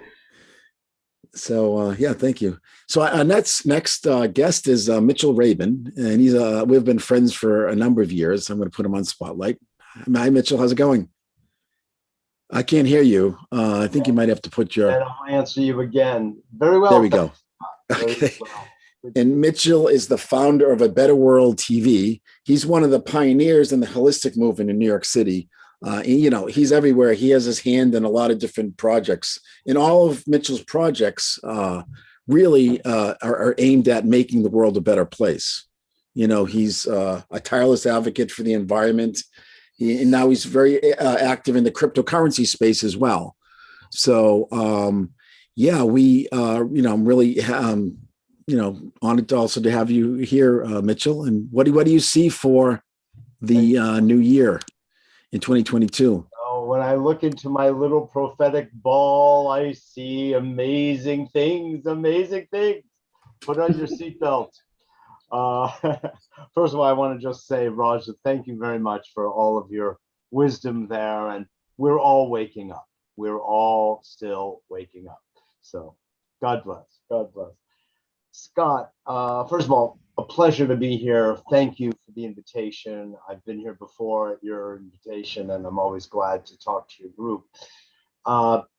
Just a little word about me. My background is, besides being a Taurus with a grand trine in Earth, I also have an Aquarius ascendant. So it's an interesting alchemy, if you will, of beingness and personality. So it has me on one hand looking very forward into the future and thinking large, using new technologies to improve life on the planet, and at the same time being very, very grounded in daily life and recognize the joy and the beauty in that. And I think living in a state of gratitude, even with all of the, maybe you'll all learn a little Yiddish tonight. Mishigas, we say in Yiddish. It means nonsense. It means baggage that we all are carrying these days, planetarily, if you will, with what's going on under the guise of public health and the clearance of issues called COVID and all of that. I think people on this call know a little better than to accept the ordinary authorities on this subject. So there's a lot of focusing, and as Raja was saying, on the positive and keeping a vision of what a good future that we want in mind. And on that note, I am working with a Better World radio and TV. I've been doing radio and TV shows in New York City, since 1993. March of 1993. And well, I started when I was about 12. So now I'm just, well, you can do the arithmetic and figure out my age now. I'm kidding. I did not start when I was 12. I started when I was 14. Anyway, that aside, I've been using media as a means of waking people up, of educating them, of being sober with people, as well as after that, uplifting them and inspiring them to action. And I think that this is a very important thing. I also do a lot of writing. I do a lot of speaking, sometimes internationally, sometimes locally, although the difference between international and local these days is collapsing due to Zoom and things like it. So that's all very fun. But what I'm doing a lot these days is focusing a lot on the building of conscious communities. It seems that everyone wants a place to go to hang out with their own, if you will, a sense of collaboration in one's own frequency. And so when we look at the world at large, it seems like the United States of America, just for one, is actually a series of many different cultures and many different vibrations, and everything has its own place. But people, for instance, on this call probably don't feel like they can just pick up and move to Kentucky or Alabama and just settle in and all is well, man. And I'm being a little facetious because there will always be pockets of people with whom you'll be able to vibrate. But I'm talking about yet another level of possible participation, of cultural enrichment, creativity, and the like. I was just down in Vilcabamba, Ecuador, for instance, in September, with a group of people that were bringing a specific cryptocurrency to that area and its purpose is, well, yeah, sure, you can make money, but that's not its driving force. Its driving force, as it's the case with a few different cryptos, is to build a regenerative and a sustainable economy. So yeah, there's money that can be made, and that's all well and good, but the heart of the action, the heart of the crypto, if you will, is actually to create a better world. So it was an exciting project, and I'm still working on things like it. But when I was down there, I met up with an interesting group of people, Americans, who had relocated there to build conscious communities. And I would really invite everybody to get in touch with me. I should probably put my email address in the chat here. So first I'll put my website so you can see and come visit and listen to some of the podcasts and YouTube channels and all of that stuff. But I'll also put my email address because we're doing some very interesting things. This particular organization I'm now dealing with and doing some consulting to is very interested in having a network of communities around the world. And it's kind of a combination of having shares in a corporation, of having a place to live, a way of contributing to that place you live, that community, and earning cryptocurrencies by doing it, which can help to sustain your life by building a thriving community. So there's a very interesting, brilliant, actually, financial model that is driving all of this. And so people could, for instance, live in a place like Ecuador for, I don't know, 3 or 4 or 5 or 6 or 7 months, and then say, you know what, I want to now move to Japan. And then they're going to have a space there in Japan. They're going to have another one in Costa Rica and another one in, well, many different places. So I'm saying this because, Scott, to answer your question about what is the future going to look like on planet Earth, it's a wild and woolly story, you know, and it's becoming peculiar, and it's almost day by day. We have so many different influences on us, and we're all being restricted on one hand by, you know, legal strictures and mandates and things like that.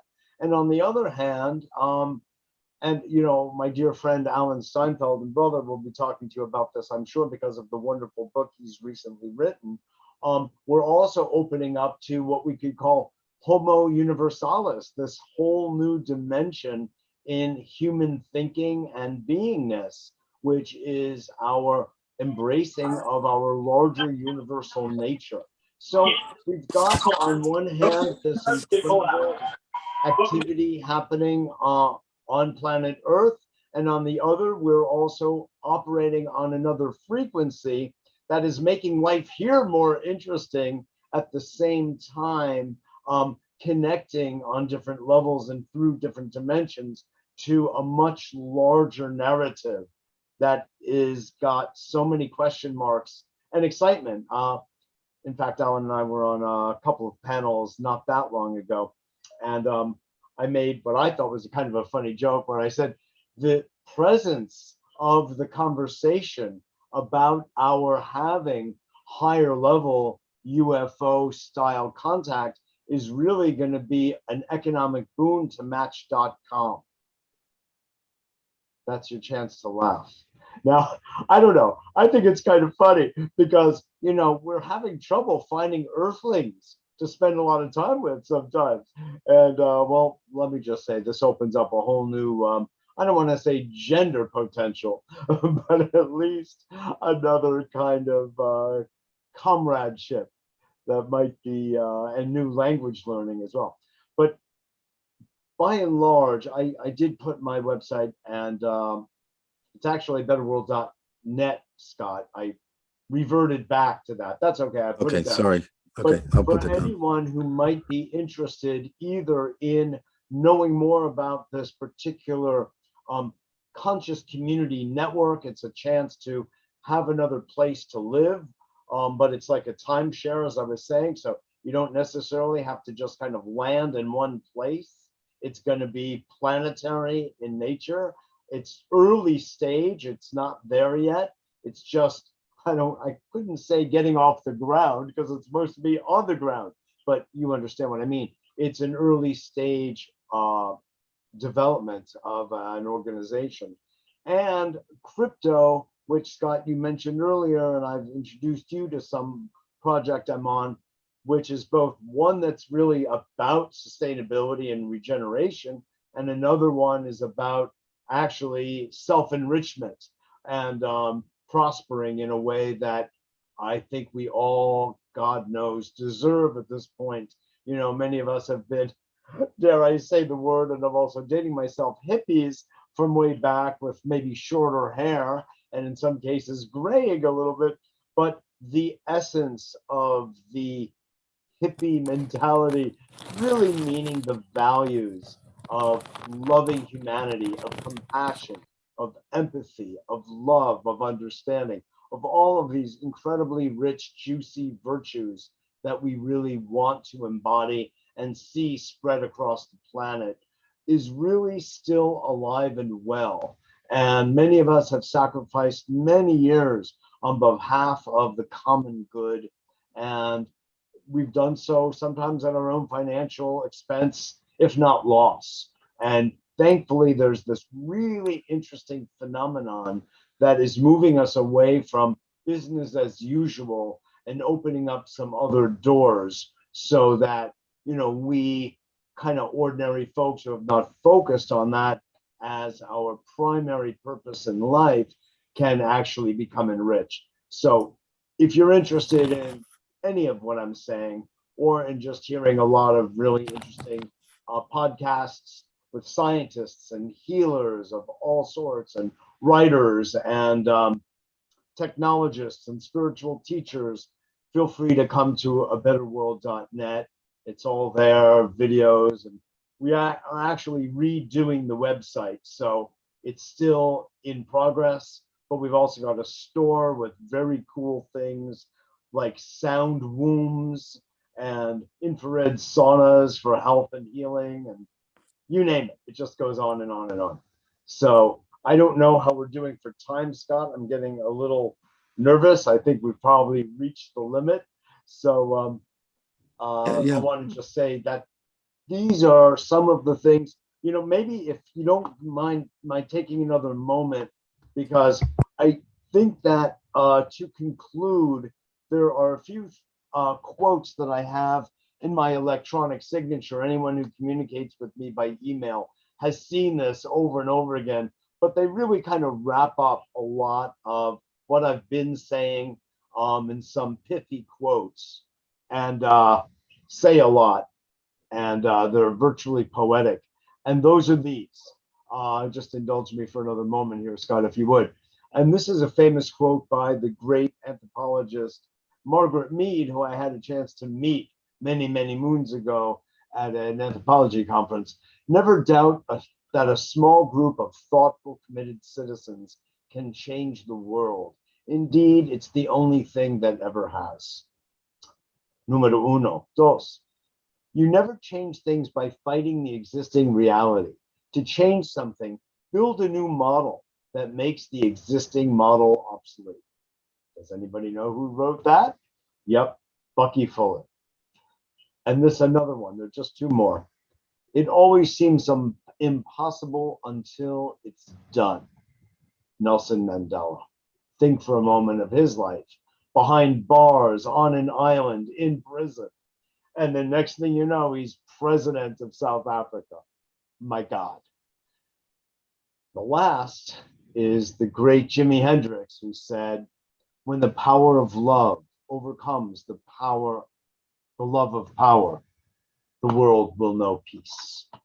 So with that, Scott, I hope I've said a lot about the creation of a new future for us all that might be really ensconced with the attitudes and the vibrations and the values we all so cherish. Yeah, thank you very much, Mitchell. That was great. Yeah, and I'd highly recommend people to check out Mitchell's videos and interviews. He's interviewed some amazing people over the years, spiritual and visionary thinkers. So yeah, well, yeah, Happy New Year, Mitchell, and thank you for joining us. Thank you all. Great to be here. Our next guest is Skydin Zeal. Let's see, Skydin, are you there? Where are you? There you are. Here we go. I'm going to spotlight you, Skydin. Skydin is an artist, a metaphysical artist, and also a rune master. He does divination through runes, he's been a mainstay of the New York City esoteric community for a number of years, and he's taught at a number of different places, including the Edgar Cayce Center. So, yeah, how are you, Skydin? What do you see for 2022? And how are you, Scott? It's the first time I'm using this app, so the sound was not coming through, and now it is. I'm among many things that I do. I'm a numerologist, and I've been watching the occurrences and comparing them to my numerology records and also the rune calendars. And I've been doing that for 15 years, following and documenting, photographing. And these numbers don't lie, really. And the governments always like to play to metaphysical things. People who have power are highly metaphysically involved. You could say that's how they got there. How does one make so few mistakes that they become a multi-billionaire? You can be brilliant and you just can't accrue that kind of success record and control of loss. So 2022, that's a 6. This is a time when some people will succeed and some will fail. We're all being tested, and the weather is not a good sign, obviously. When the souls, the good souls, are losing, they leave the planet, and the planet gets warmer because the soul's energy of us, it joins the sun where we come from. That's why a zodiac is important, because it's a trajectory from the sun to a location on the planet through a constellation. So when we're not doing good, the planet heats up because the souls are absorbed back to the source, soul, sun. So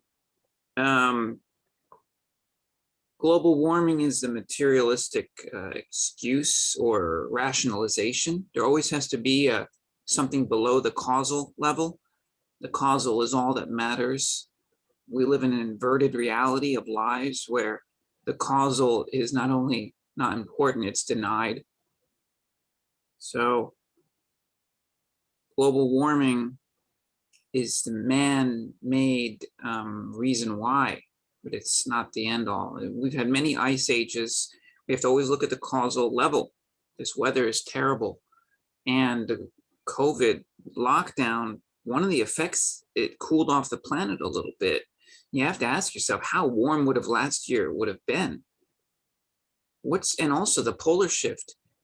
The North Pole is 45 degrees off, somewhere in Russia. Last time that happened was terrible, to say the least. 2022, it's a 6. So one more year, we can make it. We'll be okay, really. I have runes with me. I have tarot cards with me, and I have also a pendulum that I used to use back at the Edgar Cayce Center, and it's kind of an interesting one. I'm not really supposed to use the pendulum today. I'm gonna use it just to kind of proofread my answers.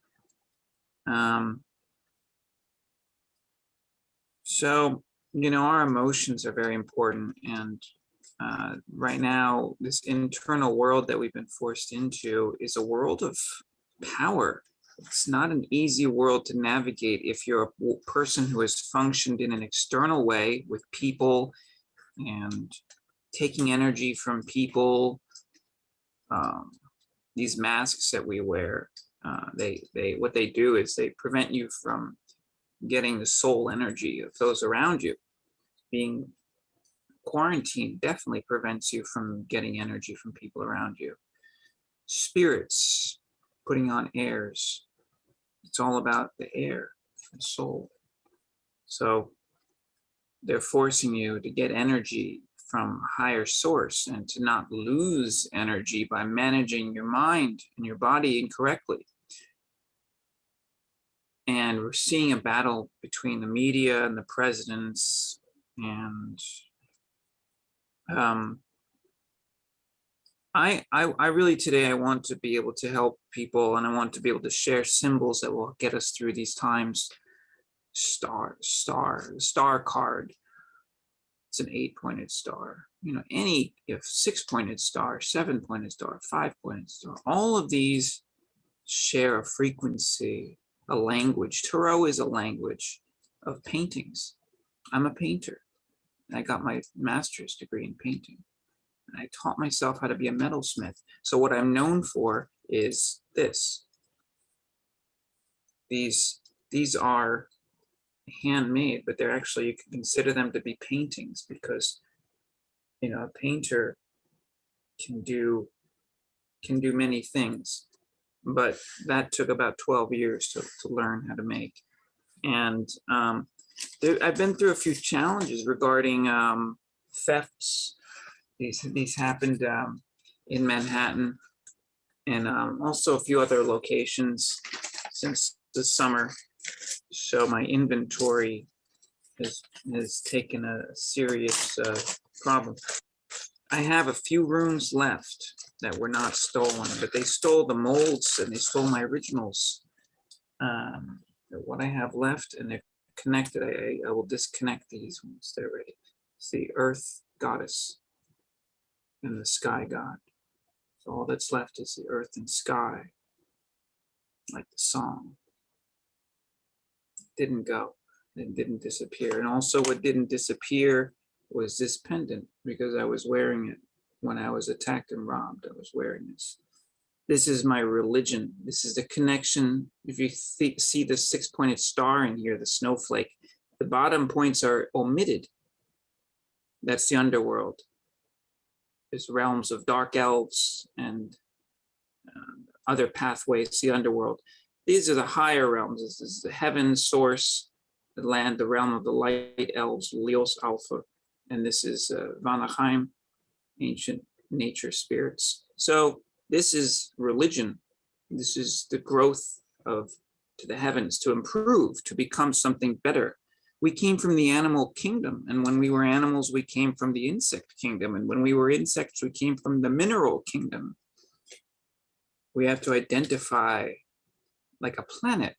Think of the planet, think of Mother Nature. This planet is a goddess who gives, and that's how she lives. She doesn't seek to take. The ultimate provider. All the planets are beings, and the Norse gods and goddesses and Greek gods and goddesses are all associated with planets, but they are those planets too. And we have an idea of what the planets are, these spheroids. We're not really given the truth. If you really knew the planet Earth's real shape, you don't know it, but it would free your soul. And the moment I say that to you, it will energize you, because it'll align you with the reality where you know the truth. And in such a reality that hasn't been here for over 2,000 years, probably 10,000 years, really. I'm connecting you to a utopian reality where the government wants you to know the truth, because the government is composed of superhuman, angelic purified, powerful, timeless, real gods and goddesses who have purged all evil from themselves and have received from source purity and power and truth and light that is real and not dependent on technology. Nothing wrong with technology, but if a human being wants to run this planet and they have darkness within themselves that they want to live forever, and they want to be clairvoyant by using espionage and spying, they want that to be their clairvoyance. They want to microchip everybody. That's the dark light. That's what that is. And I have faith that there is someone out there, that there is some government growing. It's from an early age, if you live with truth and if you don't compromise, goodness becomes easy. It becomes fun. To do anything less becomes unbearable. I'm an artist. I wish I was a scientist. I wish I was a doctor. I like helping people. I like doing things for people. I also like art, of course, but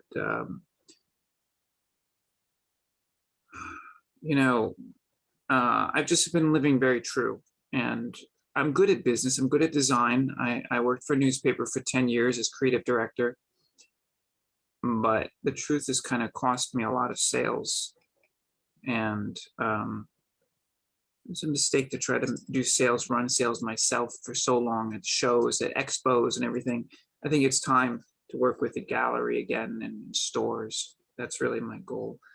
So I'd like to answer a couple questions, maybe something like 3 questions, and I'll use the runes to answer those. So if anyone, thank you, Scott. And if anyone has any questions, let us know. So I think we're running a little bit short on time, but yeah, I'd really recommend people to go to Skydin's website. He's got some amazing jewelry. That's right. This is my, I'm just going to move this by the screen. These are some of my talismans. And you can see the Edgar Casey Center event there. I don't know if that's coming out. Yeah, it's coming out. It's fine. Backward. But I put your internet site in the chat. But yeah, well, thank you. I think we're. Oh, the other thing that they didn't get when they tried to rob me was this. This is the Ophala rune. It's inscribed with something very powerful, and I can make one for you. But this is the riches of the soul, of any wealth that's attained rightfully and correctly in this lifetime translates into genetic riches for the next life. The person who robbed me, these people were cocaine and crack fiends. They melted down $15,000 worth of history and art, some of it handmade that it was 12 years old, that I've been carrying all this time. They're going to buy drugs with it. But they couldn't steal my soul. And we'll see what happens. So contact me. I will do readings for you. And I'm extremely psychic these days. Yeah. So it's Skydin, www.skydin.com. Anyone have any questions for Skydin? Good. Skydin, thave you. Have a blessed New Year's, and we'll chat soon. Take care. All right. Blessings. Thanks. Okay. Blessings. Take care. Thanks. And so our next guest is Alan Steinfeld, and he's a friend who's a visionary thinker, a native New Yorker, the director of the YouTube channel New Realities TV, which is, it's amazing. You're putting out so much great programming lately. It's really great. And Alan recently published the groundbreaking book, Making Contact, about the spiritual dimensions of extraterrestrial contact. So what I'm going to do is I'm going to make you the co-host. I'm going to mute Skydin. There we go. And then, Anyway, Scott. So I'm going to make you co-host right now. Just 1 second. All right. Yeah. I want to make sure everyone's muted first. I want to share my screen, but I just want to say a few things. I want to say Skydin is a great artist, and I recommend his art. And what William Stickevers said, it was at my event at the Open Center in 2019 when he said, we're in for a Black Swan event out of China, 2019. Nobody knew what he was talking about, but We all knew that something was about to happen.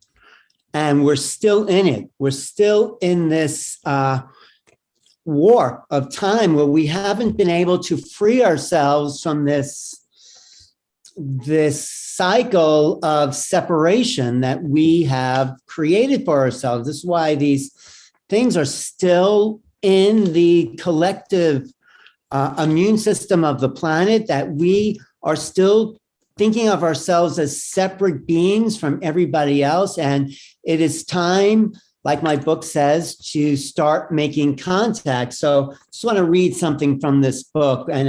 And this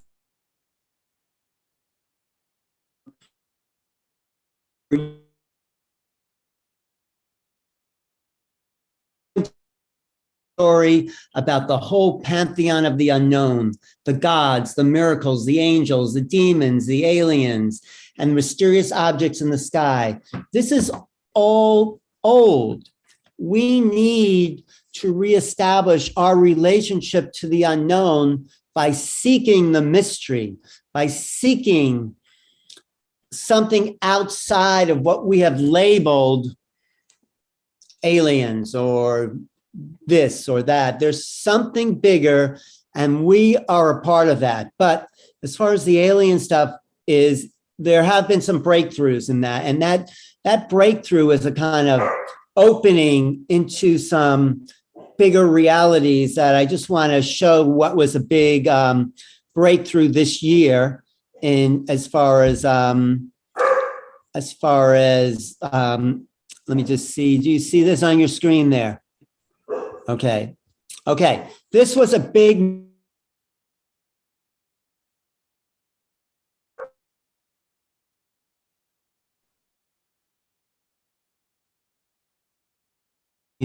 So what you're telling me is that UFOs, unidentified flying objects, are real. Bill, I think we're beyond that already. The government has already stated for the record that they're real. I'm not telling you that. The United States government is telling you that. Luis Elizondo spent 20 years running military intelligence operations worldwide. Did you see that? Did that come up on the screen, or did you just hear that? We heard it. I didn't actually, we couldn't really see it. Yeah. Oh, sorry. I guess the screen share didn't work. Anyway, on 60 Minutes, Luis Elizondo says that the government has admitted there are UFOs in our sky, that we are no longer living in a planet divided by countries. We're living in one human civilization. And I think that is the key for going to the next level. If we really want a future for this planet, it has to be one that, wait, can you mute this guy? Let me just mute this. It has to be one that's equal to everyone. Okay, I think I can screen share this other piece that I want to show from my book. This is my book is a collection of different essays by different people. And one of the key elements in this book, Making Contact, is getting a overview of some of the great people in the field and seeing what they have to say about the subject. So this is a little interview I did with Linda Moulton Howe, and she is one of the top in the field. And this is what she has to say about this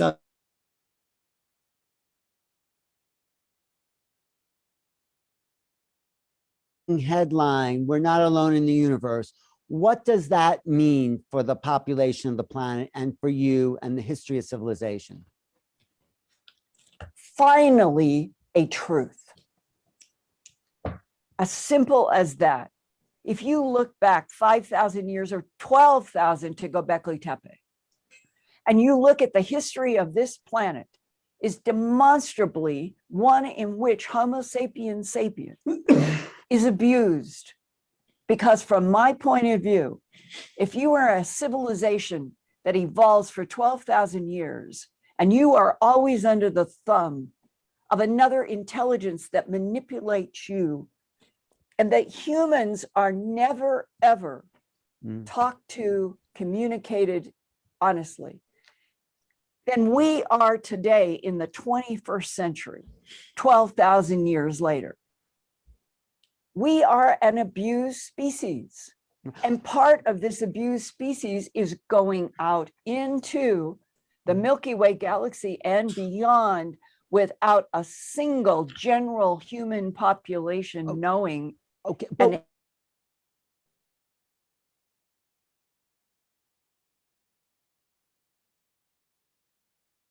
that we are finally being given respect enough for the truth of something so huge.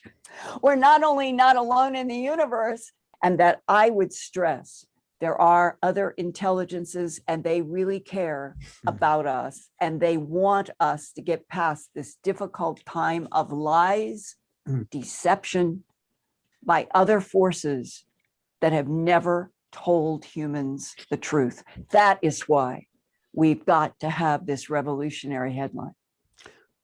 And contact. Oh, yes. Making contact. This is, it is a valuable read for everybody. Thank you. Why is it valuable? Because I know all these people.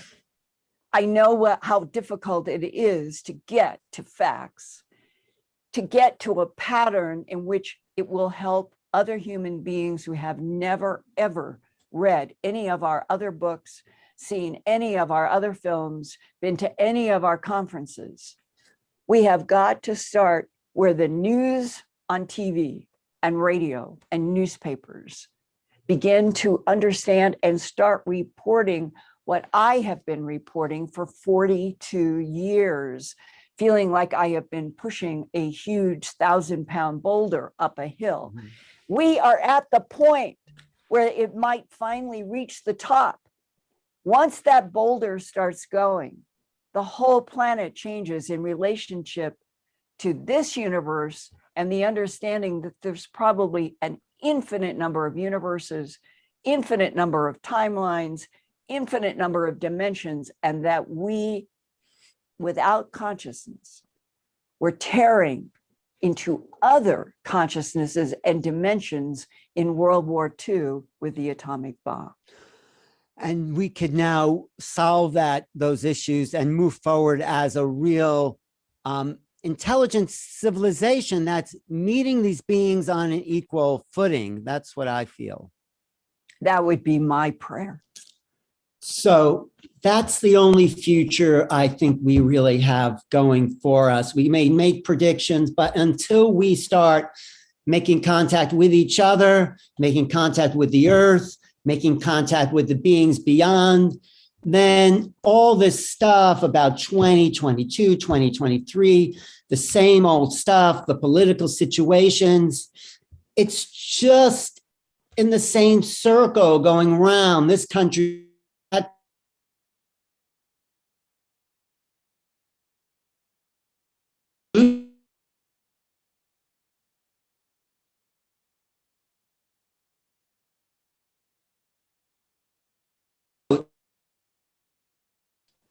Of this rat race, of this way of thinking in order to create a new future, because it's not happening with what we've been doing for the past 2,000 years of wars and famine and countries and all the things that have separated ourselves from each other. So the only future we have, really, it's not a prediction, it's a sort of obvious fact, is one where we can create a new earth, a new heaven and a new earth.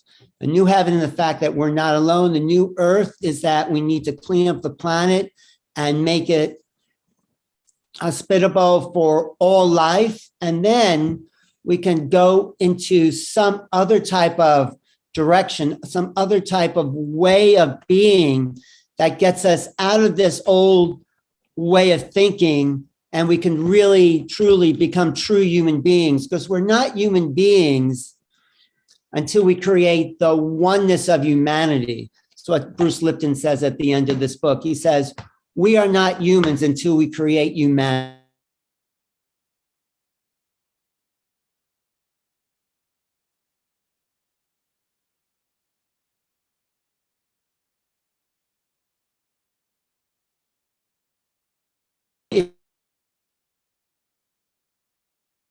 come and gone. But if we do this, we have potential for creating something we have yet to envision as a planetary civilization. But that's my hope. And that's what I think the hope of a lot of people here is. But each of us needs to step up. Each person here, each person listening, each person, we all need to do the job it takes to clean up the planet, make peace, and get rid of a political system that doesn't seem to work anymore, and move into something great, a greater humanity, which recognizes everyone as equal.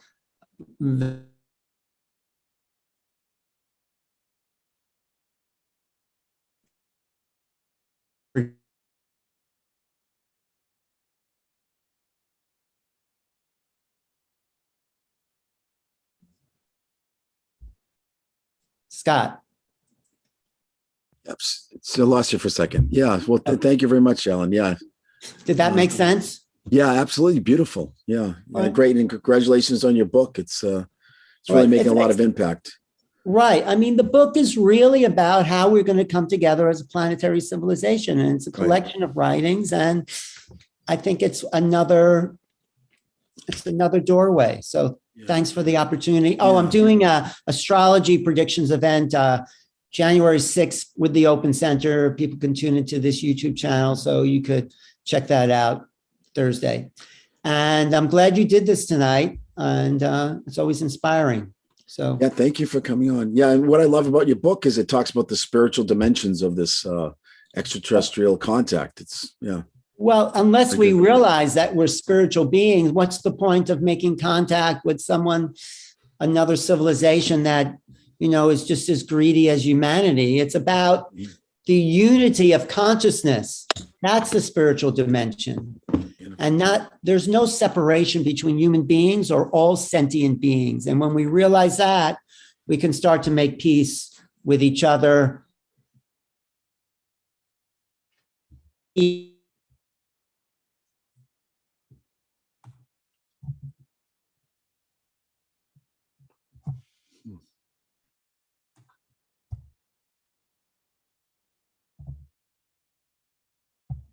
got that?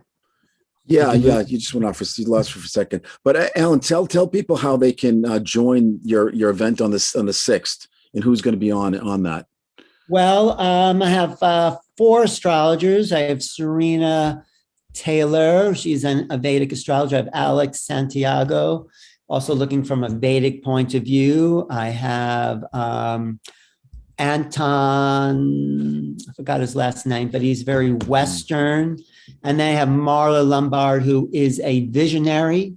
I think she can make it. And a few other people who are tapping into what they see as possible. So go to this YouTube channel, New Realities, on January 6th, 7 p.m. Or you could email me and I'll send you a link to the Zoom. You can email me at newrealities@earthlink.net. You can also order my book on Amazon, Making Contact on Amazon. And I'm working on another book, which I think will be a breakthrough. And it's all about waking up to who we really are as human beings. This is the key to our future. So. Yeah, well, thank you very much, Alan. Yeah. Thanks. And Happy New Year. Happy New Year to you. Okay, look forward to your event on the 6th. Take care. Thanks. Cool. Mariana, how you doing? So our next guest is I'm gonna spotlight her. 1 second. There you go. How's it going? Yeah, so Mariana is a good friend. She's a channel of Mary Magdalene energy, and she's also a healer. And she has been gifted with visions, since her spiritual awakening. So I really look forward to hearing what you see in store for 2022 and maybe giving a little blessing, channel a little blessing energy for everyone here tonight. Well, thank you, Scott. It's a hard act to follow after Alan, as always. But yes, it's a great thing. Thank you, Mariana. You're welcome, Alan. I honor you very much. Alan's been quite a mentor to me. And I'm so proud and honored to be here with you all today. So thank you so much. Esoteric Guides NYC has been a family to me for this past year that we're celebrating in exactly actually a year, right, Scott? Celebrating our 1 year anniversary, right? Right. Yeah, it's been a year. Yeah, it's absolutely. Yeah. And actually host Magdalena Chronicles show here on Esoteric Guides NYC. So it's been such an honor to work with Scott. And thank you so much for that. Yeah, Alan. And I should add, you had a show. We're going to put your New Year's show on tomorrow, so you can check out the Esoteric Guides TV, and you're going to see two of Mariana's shows, the Magdalena Chronicles. Thank you. Yeah, we did a fantastic show with Michelle Price and Audrey Light Language. So that was really inspiring. It was really beautiful. But yeah, I think Alan said it all when he was talking about the consciousness. We are definitely bridging into a new way of perception, I would say. A perception it's very important to have a specific type of perception, especially when it comes to awakening and being able to expand your consciousness, as we do affect the entire consciousness collective. Our thoughts affect others. Our actions affect others. While we are not responsible for other people's actions, we are definitely responsible for our own reactions. And so I feel that 2022, which in numerology is the right way, right direction, right path, will lead humanity into a new way and a new framework of thinking and in perceptual terms. We will change position. We will attempt to go into a new multidimensional spherical perception of what I call the morphogenesis. What is morphogenesis? It is a process where our divine self morphs and merges together with our humanness and human self, where we take the core root of judgment and other perceptions and disembodied fractals and fragmentation of our own perceptions based upon our inner childhood and anything that we have gone through, specifically trauma-based, where we actually morph into a more balanced human and accept our divinity, and we walk safely upon this earth as who we are. We accept our service. We bring balance into our being, and by bringing balance into our being, we allow the totality of the entirety of our own beingness affect and impact the world in multiple variety of ways. We become the keys to the doors of the platform of all life. And that is what I truly feel 2022 will bring forward for humanity, not only within the ability to understand that, as Alan said, we are all sentient beings, but it will bridge forward and push forward our true connection, our true origins as star seeds, as light workers, as light warriors. We will acknowledge more of our original star-seeded origins. And I look forward to a brand new reality that is formed and bridged in a platform of compassion and forgiveness and unconditional eternal love. In Hebrew and Aramaic, the ancient words are ahavat olam. Ahavat olam means eternal, unconditional love. And that is what I see humanity truly growing into and developing into as we expand our consciousness. So I just wanted to do, Scott, if I may, a small blessing. But before I do it in English with everyone here, and so amazing to be with all of you blessed souls. It's such an honor. Thank you, and Happy New Year to everyone. I'd like to do it in light language, if that's okay with you, Scott. Yeah, sure. Absolutely. Okay, so if everyone can just close our eyes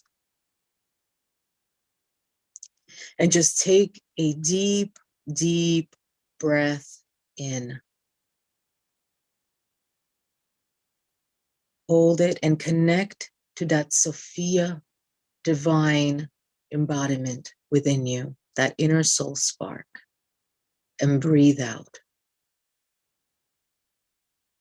And again, deeply breathe in that Shekhinah presence as it embodies you and your entire being. And breathe out. And as you breathe in on the next breath, we're calling forward the Arcturian, Pleiadian, Lyran, and the Andromedan collective, alongside the Magdalene lineage and the Sophia clan. Breathe out as you feel anything that you wish to truly let go of from this leaving year. Take a nice deep breath in. Bring up to the surface any emotions, feelings, ideas, thoughts, actions, people, places that have stopped and blocked you from moving forward in your life. And breathe out. Take another deep breath in. Hold it, bring it up through your ribs, into your chest, and into your heart space as you open your heart more. And think of anything that has stopped you from your joy. And breathe it out. And again, deeply breathe in. Yeah, and I can hear you. Sheila?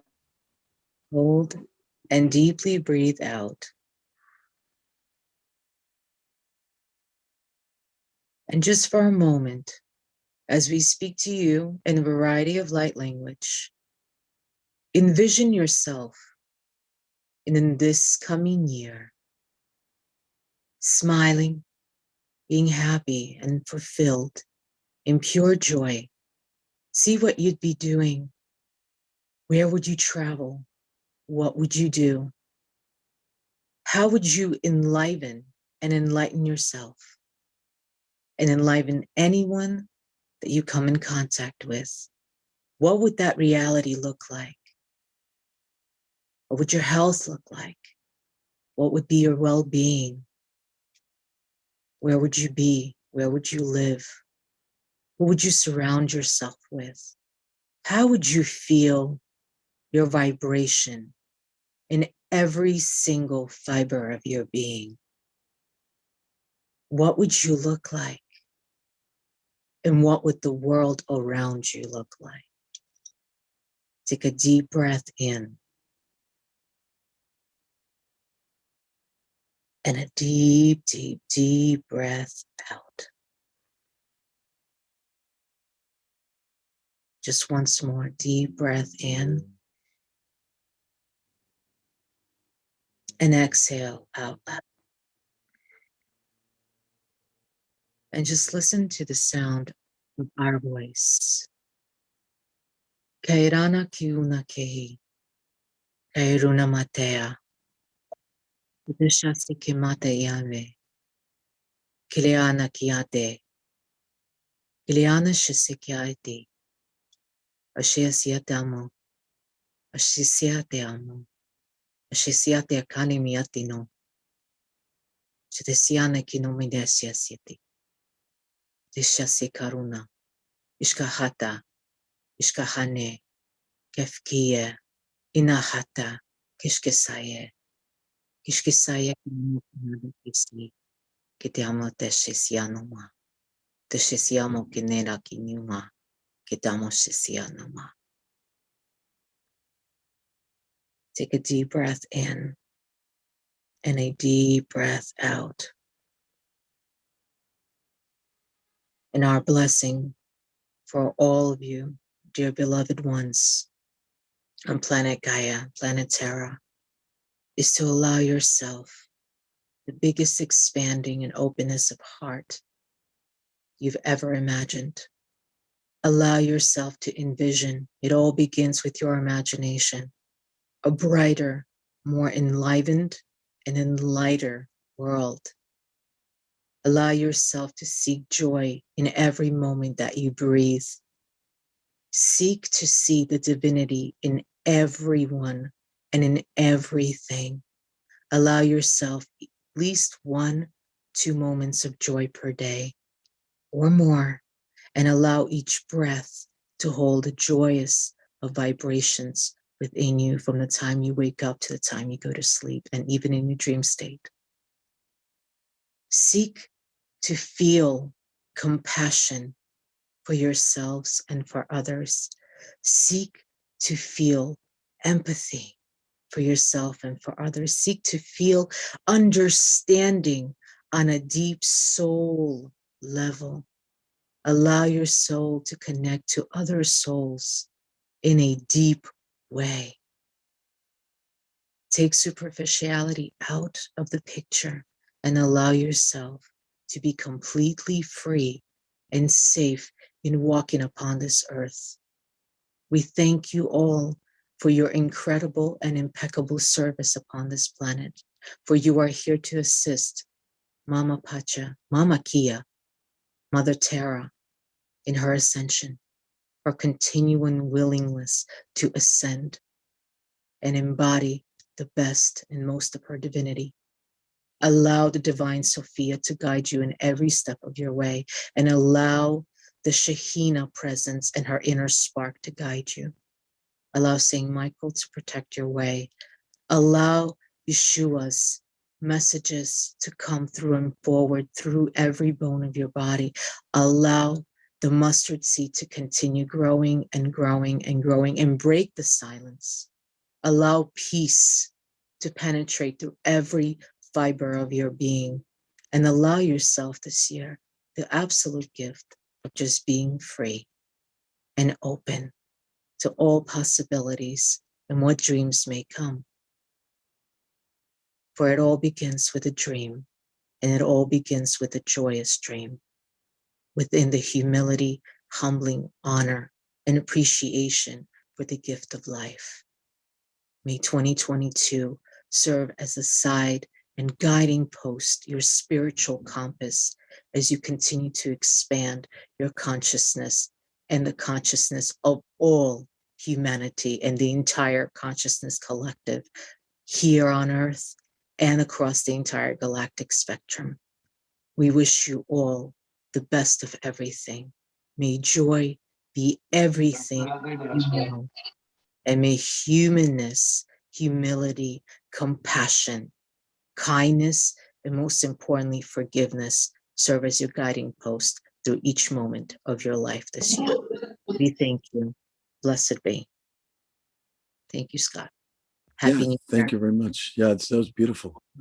Okay, Happy New Year, Mariana. Take care.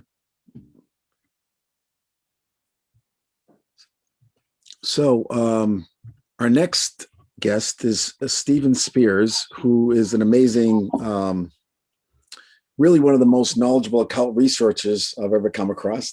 I'm gonna spotlight you right now. 1 second. Here we go. And really, he's a musician, sort of a spiritual explorer, we could say. Fascinating guy, free thinker, and he's been part of the New York City occult scene for years. You basically know everyone. You were, we were talking today about Tracy Twyman, who, I think you just, yeah. So can you hear me, Scott? Just want to make sure. Yeah, I can. You look good.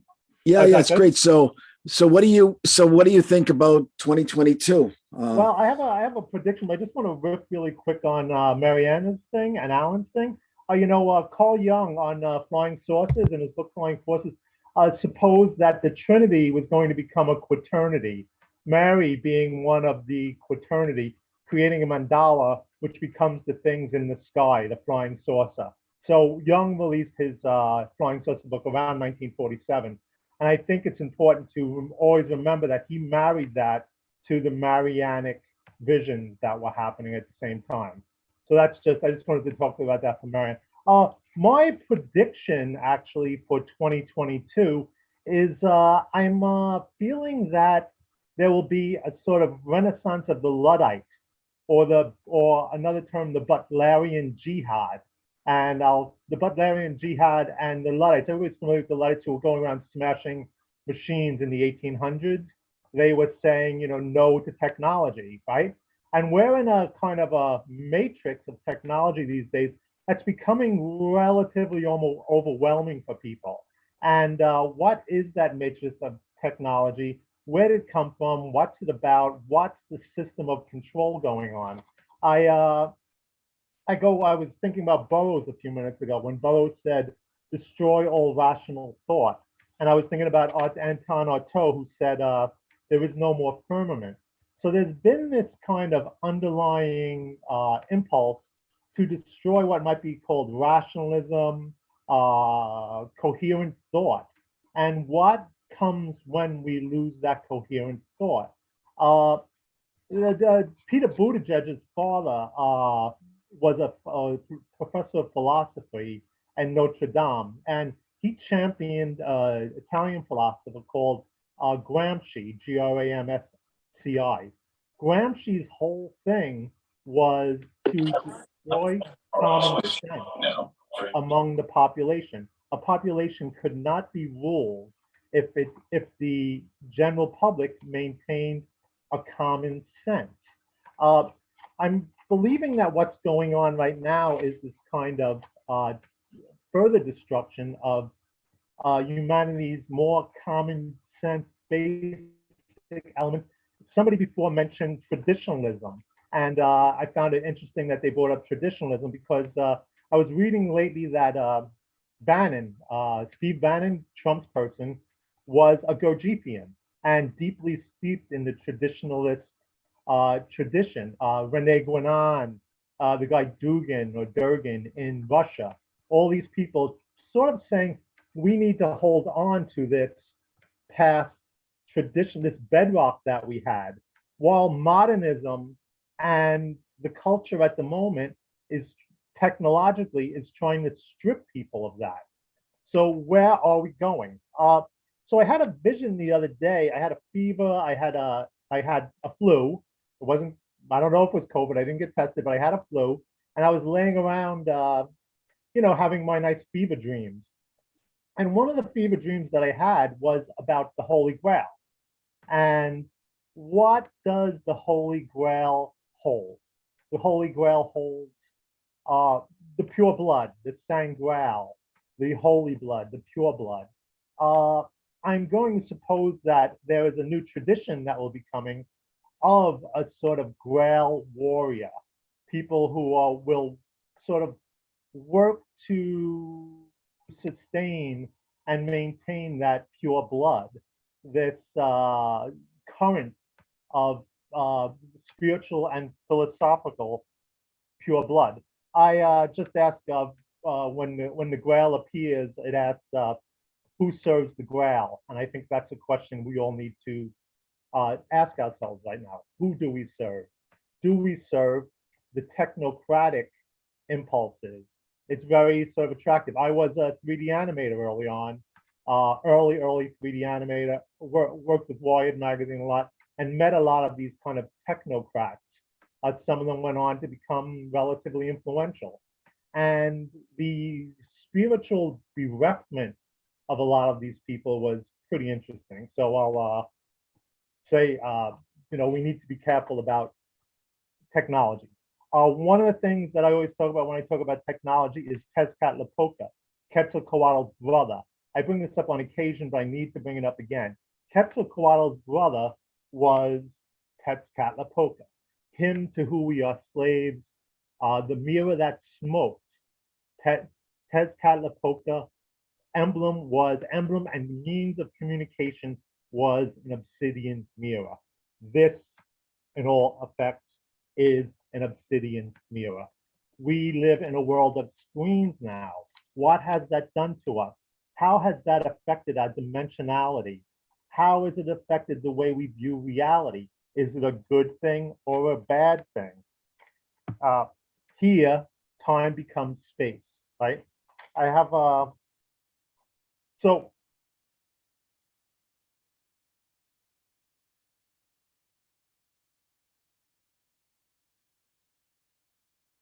my main prediction here is that there might be a Luddite Butlerian jihad in the making, where people become so traumatized, they reject the screen. They reject technology. They create as Alan was saying, a breakaway civilization. I don't think that breakaway civilization is going to come in a way we expect it to. But I'll just say the altered states and trauma that's been going on. We know we had a big, you mentioned Tracy Twyman, which we discussed a little bit just briefly. This idea of traumatization and divorcing the body from the spirit, or this forcing the spirit out of the body.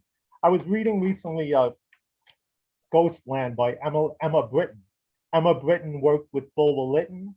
Bulwer Lytton worked with Eliphas Levi.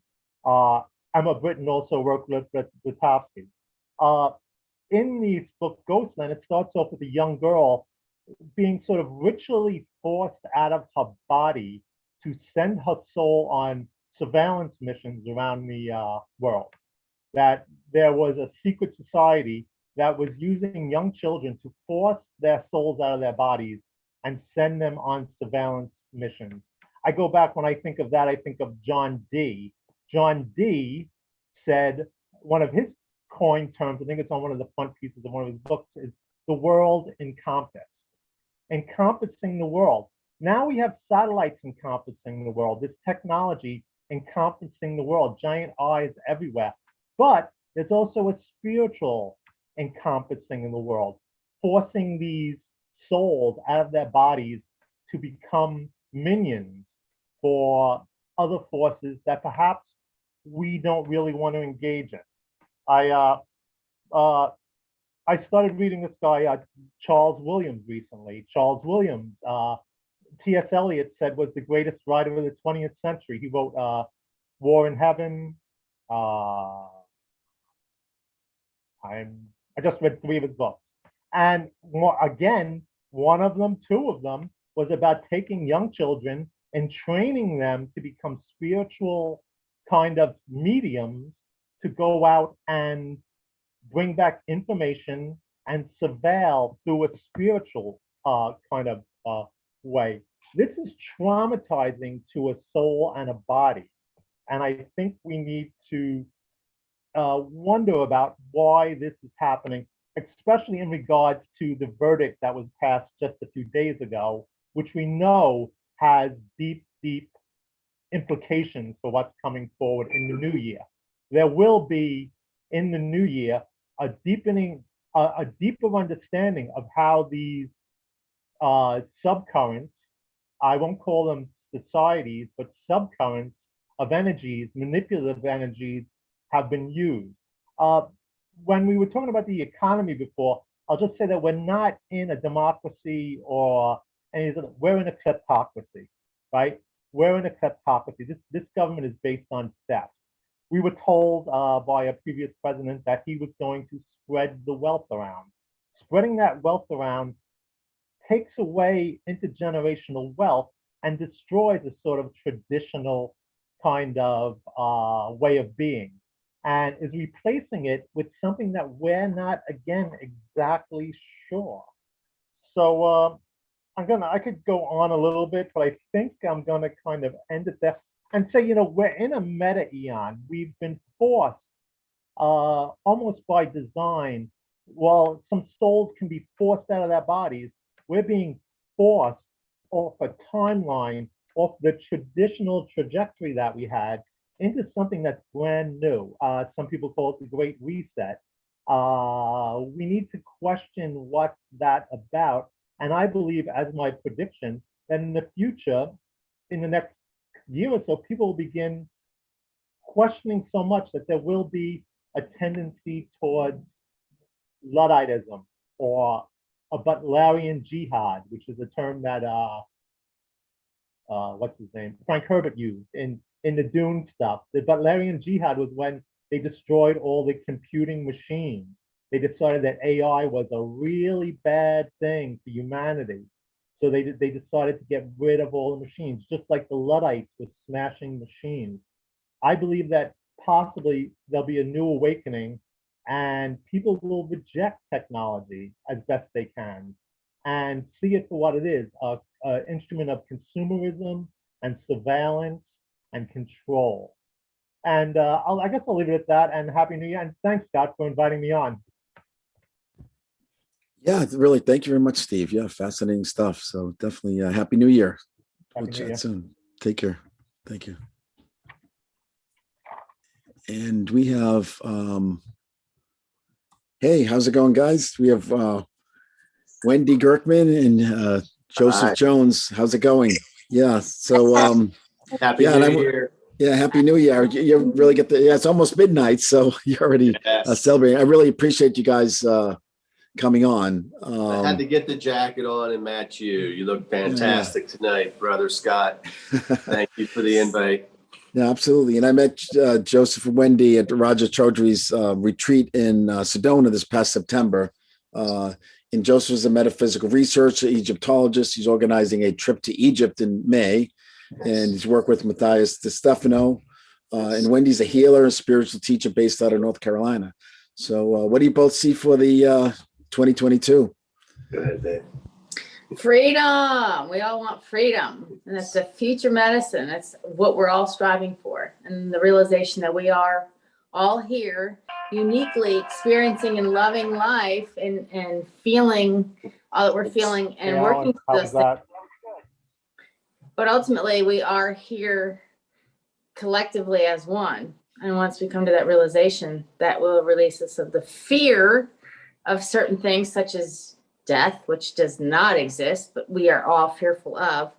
And that will liberate, will release us of so many things. And, you know, illness and things like that will be eradicated, because the fear of death is actually the root of that. And so if we can get rid of some of the fear that's in the DNA, ultimately that will release us and give us the freedom to lighten up and live a happier life. Maybe not in this life.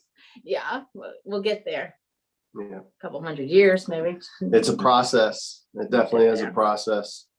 So I know that for me, you know, just I've been listening to some of the conversations tonight, and one of the common themes is Earth, and I've been thinking about this, and you know, we all live within a womb of a living, breathing being, and it's Mother Earth, and we are neurons of this Earth, and just my past and what I do for a living, I'm in mapping. And I've been mapping the Earth for 18 years all over the world. And I've done some work in the North Pole with some sea ice scientists. And I've done a lot of work with climatologists. And I hear it all the time, climate change, climate change, climate change. You know, it's become politicized. It's something that exists. It's real. And it's nothing that we're going to stop. So for me in 2022, it's recognizing that each day I get up out of bed, I'm grateful for being on this earth and doing whatever I can do to minimize my impact and tread lightly, walk lightly on this earth, tread lightly on this earth, and do what I can to be a good example of a enlightened human being. And so, yeah, that's kind of really what I've been thinking about in the past couple of hours, listening to some conversations going on with some of the folks that you've had on tonight, Scott. Yeah, thank you. So tell us a little bit about the trip that you're planning to Egypt. I actually started to, it's a year anniversary since I was in Egypt with Matthias DeStefano. I spent 2 weeks with Matthias and done a lot of work with him in all three pyramids in the plateau and Giza, and energetic work with Matthias. And he taught me a lot about my past and who I was as in a past life, many past lives, as a high priest in Egypt, the Temple of Karnak, and also in Abydos, and a few others. And so what I am doing is organizing a trip next year to follow the ancient Atlantean initiate path, following the chakra system of the Nile River, from the root through the crown chakra, over a 15-day period. And what that is, I did that with Matthias, and it changed my life. And I believe that it's my calling to pass that on to others. And I'm organizing a trip. Right now we have 8 so far, and I'm looking for more to come with us. We have 3 private visits planned. One at the Great Pyramid of Chops, and we're actually going to start the trip with a private visit to Osirian Temple in Abydos, which is very important to me personally. That's where we're going to start, and from there we're headed down to the root chakra and working our way up to the crown. So in Luxor. So anyway, yeah, so that's sort of what we have planned. It just kind of came together. It wasn't something I was, through my work, my meditative work, I was called to go back to Egypt. And it was just something for me that I was planning with a really good friend of mine in Egypt, who is an Egyptologist and a scholar, biblical scholar in Egypt. And I've spent many days with him, with Matthias, and it was just going to be me, but really it just blew up into inviting a lot of my tribe members, and Wendy's going with me. It's turned into just a special event now, and I actually see it possibly even something that I do each year. So that's great. Look forward to that. Hopefully, hopefully I'll be there too. I hope so too. I would love that. Absolutely. Yeah. So be good. Are you going to be? Is this like a public event? Can anyone come, or is it more of a? It's we're actually looking for it's anyone can come, but really we're looking for people that are interested in the spiritual path of enlightenment and the ascension path, and truly looking to connect with the energy in each of the temples. So in each temple has an energy associated with a chakra system, with a chakra. And we are going to experience each one of those energies as we travel along the Nile River. We actually have a private boat trip for 3 days planned.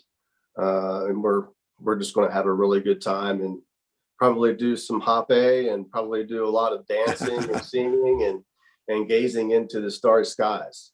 So. Yeah, that's great. Yeah, well, sounds beautiful. Yeah. Absolutely. Well, great. Well, happy New Year's. Happy New Year to you. Yeah, great. Thank you for coming on. And thank you so much for the invite. We really do appreciate it. Yeah. So and we are looking for our next guest. Let's see. I'm going to remove this. We have about 10 minutes to New Year's. Does anyone else want to come on and say anything? Does anyone have any questions for Joe and Wendy? No. Okay, and we're going to have Lady Rhea come on at midnight, and she's going to come on and do a blessing. I'm just hitting her up on the phone now. Happy New Year. Does anyone want to come on and give a sort of blessing or something about the new year? I see Vinny's here. I see 2 Vinny apples. Lynette. Hold on a second. Yeah. So, if not, I may just end this. yeah, let's see.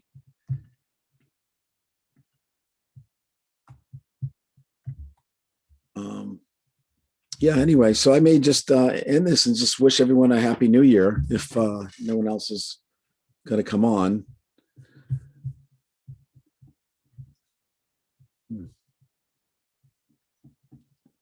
One second.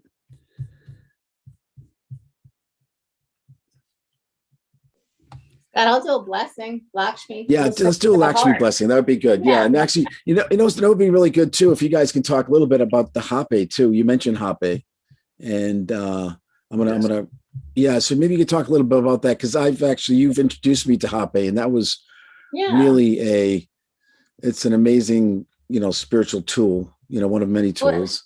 Yeah, it's a great spiritual tool, but also there's a lot of benefits medicinal, antibacterial, viral,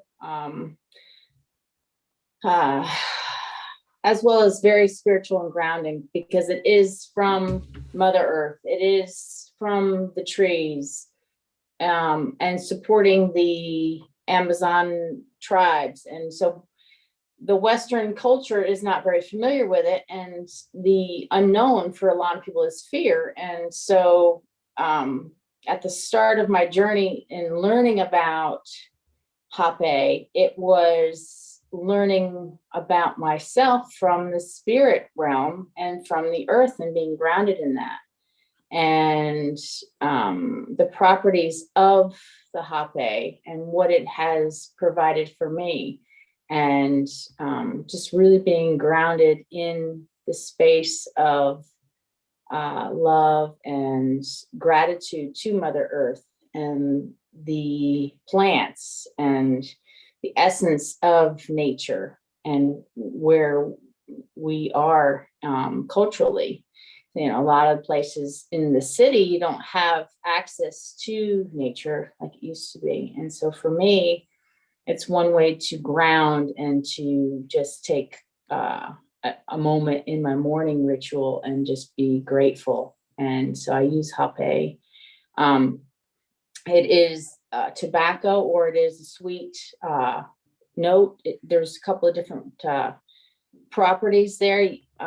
It's used to purify the body and to release. And so depending upon what state of mind you're in, it's to release emotion or to elate you and give you the space of love and joy. So for me, it's just been a really beautiful process of being in the space of love and light. And I've just been very grateful to have the privilege of being with those who are open to plant medicine. And so I love to share that with friends and like-minded people. And so for me, it's been a wonderful tool, and I'm just blessed to know of it. So if anyone's interested. So for the blessing, Lakshmi, I'd like to do a heartfelt opening. If you'll just close your eyes and take a nice deep breath and feel the music, the vibration.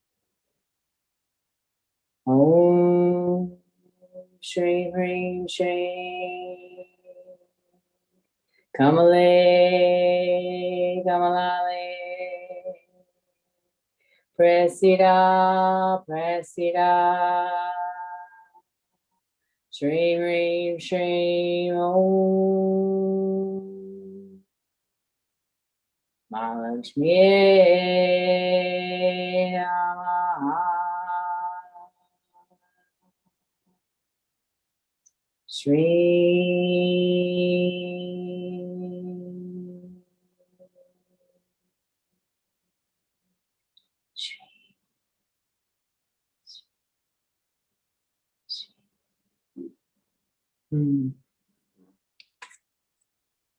Happy New Year. We're getting close. Looks like Yeah, beautiful. We get 2 more minutes. Yep. And so anyway, this is part of Raj's work as well. So Lakshmi is a big part of his program. Yeah. So So everyone, I really appreciate everyone coming. I'm going to give it 2 more minutes. We're waiting for Lady Rhea. She's going to do a blessing for the new year. But if not, then we're going to celebrate. And then I don't have anything to drink, unfortunately. But actually, we have someone coming on. We have Mehernaz Madon. I don't know if she's an astrologer. She's actually moved to New Mexico. She's going to come on and do a quick overview of the year. But but anyway, if anyone has anything to add, it's great to see you guys, by the way. Me too. It's good to see you as well, brother. Okay. I appreciate it. Yeah, and happy New Year. Thanks. Great. So, and I believe this is Mehernaz. 1 second. Hope it is. Here we go. Yeah. So, and we have Lynn Pacifico here. It's great to see you. And Rosalind, thank you very much for coming. And Vinnie Apple. Let's see. Waiting for Mehernaz. Hello, Scott. Oh, great. Beautiful. And Mehernaz, actually, she's also, planning on doing a trip to Egypt soon too. So maybe she could actually, there you go. Yeah, that would be, hi there. Hi. Hi. How are you? Good. It's good. Good. Nice to meet you. Likewise. Happy New Year. Happy New Year. Yeah, I'm excited about that trip for sure. Whenever it does. Yes. They were just mentioning they're going to be going in May. So So Mehernaz is a really gifted astrologer. She is the director of Fire Bearer Wellness. She comes from a long line of Zoroastrian priests from India. But I just have to say one thing. Happy New Year. It's midnight. Happy New Year, everyone. Yeah. So you have the auspicious time. Yeah. So, so we're going to go a little bit longer anyway, but it's just really a blessing to have her here. I met her, we were at a psychic development course, I think through the Edgar Casey Center a couple of years ago. Yeah. So I want to hear, and you've since moved from New York to New Mexico and you're an amazing astrologer. So I want to hear what you see for the upcoming year. Oh, beautiful. Yes. Thank you, everyone. Once again, happy New Year. Wow. What a big bang. This is definitely quite the year. So the overall theme that I see is that the year that went by had a lot of different retrogrades, was a lot of shifts, changes going inward. And the coming year is very different. It's more outwardly. There's a lot of the changes continue, that theme continues, and even more. So I think the few highlights, then let me just give you a very quick overview. Uranus is back in Taurus. So fixed Earth is going to go through sudden shifts and upheavals. So we're talking about climatic changes. We're talking about Taurus also is ruled by Venus, which is finances. And then there is another thing where Pluto is conjuncting Venus, and it's on the last few degrees. So we're going to see giant breakdowns and breakthroughs in the financial system for sure, and it's also retrograding. So when it comes to relationships, past relationships, exes, and stuff like that coming through, there's Axion, which is also making an aspect, and that always brings up also with the South Node in Scorpio, North Node in Taurus. We move from the Gemini Sag axis to the Taurus Scorpio axis. So what that means is we are going to, whenever Scorpio is in the South Node, which is the collective karma that we're leaving behind, it brings up, secrets, scandals of celebrities, and so on and so forth. And Axion adds to that, because Axion is the planet of that is always breaking the rules for the wrong reasons.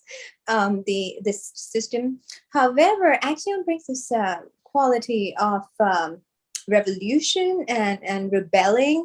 Like there's like an internal revolution inside of us that is bringing shifts and changes. So that's the higher octave of Axion. So we have that.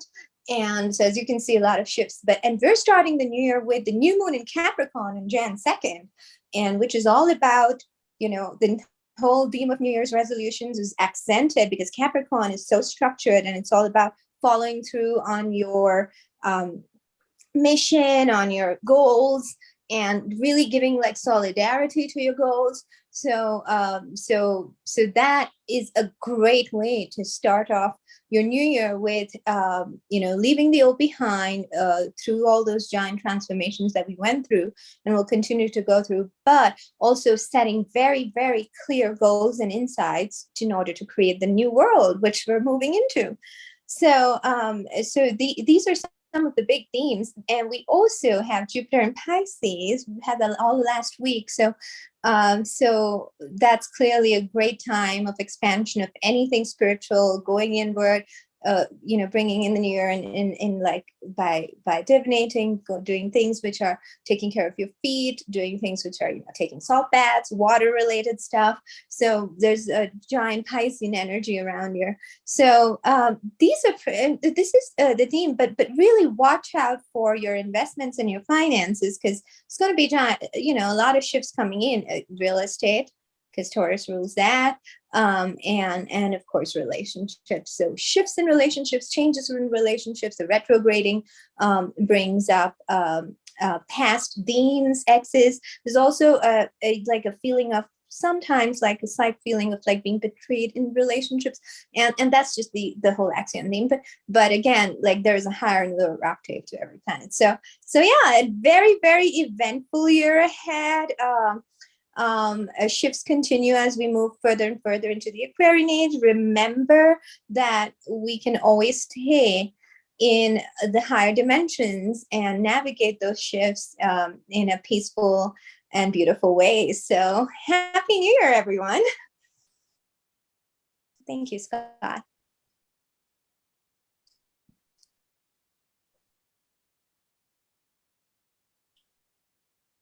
Scott, are you there?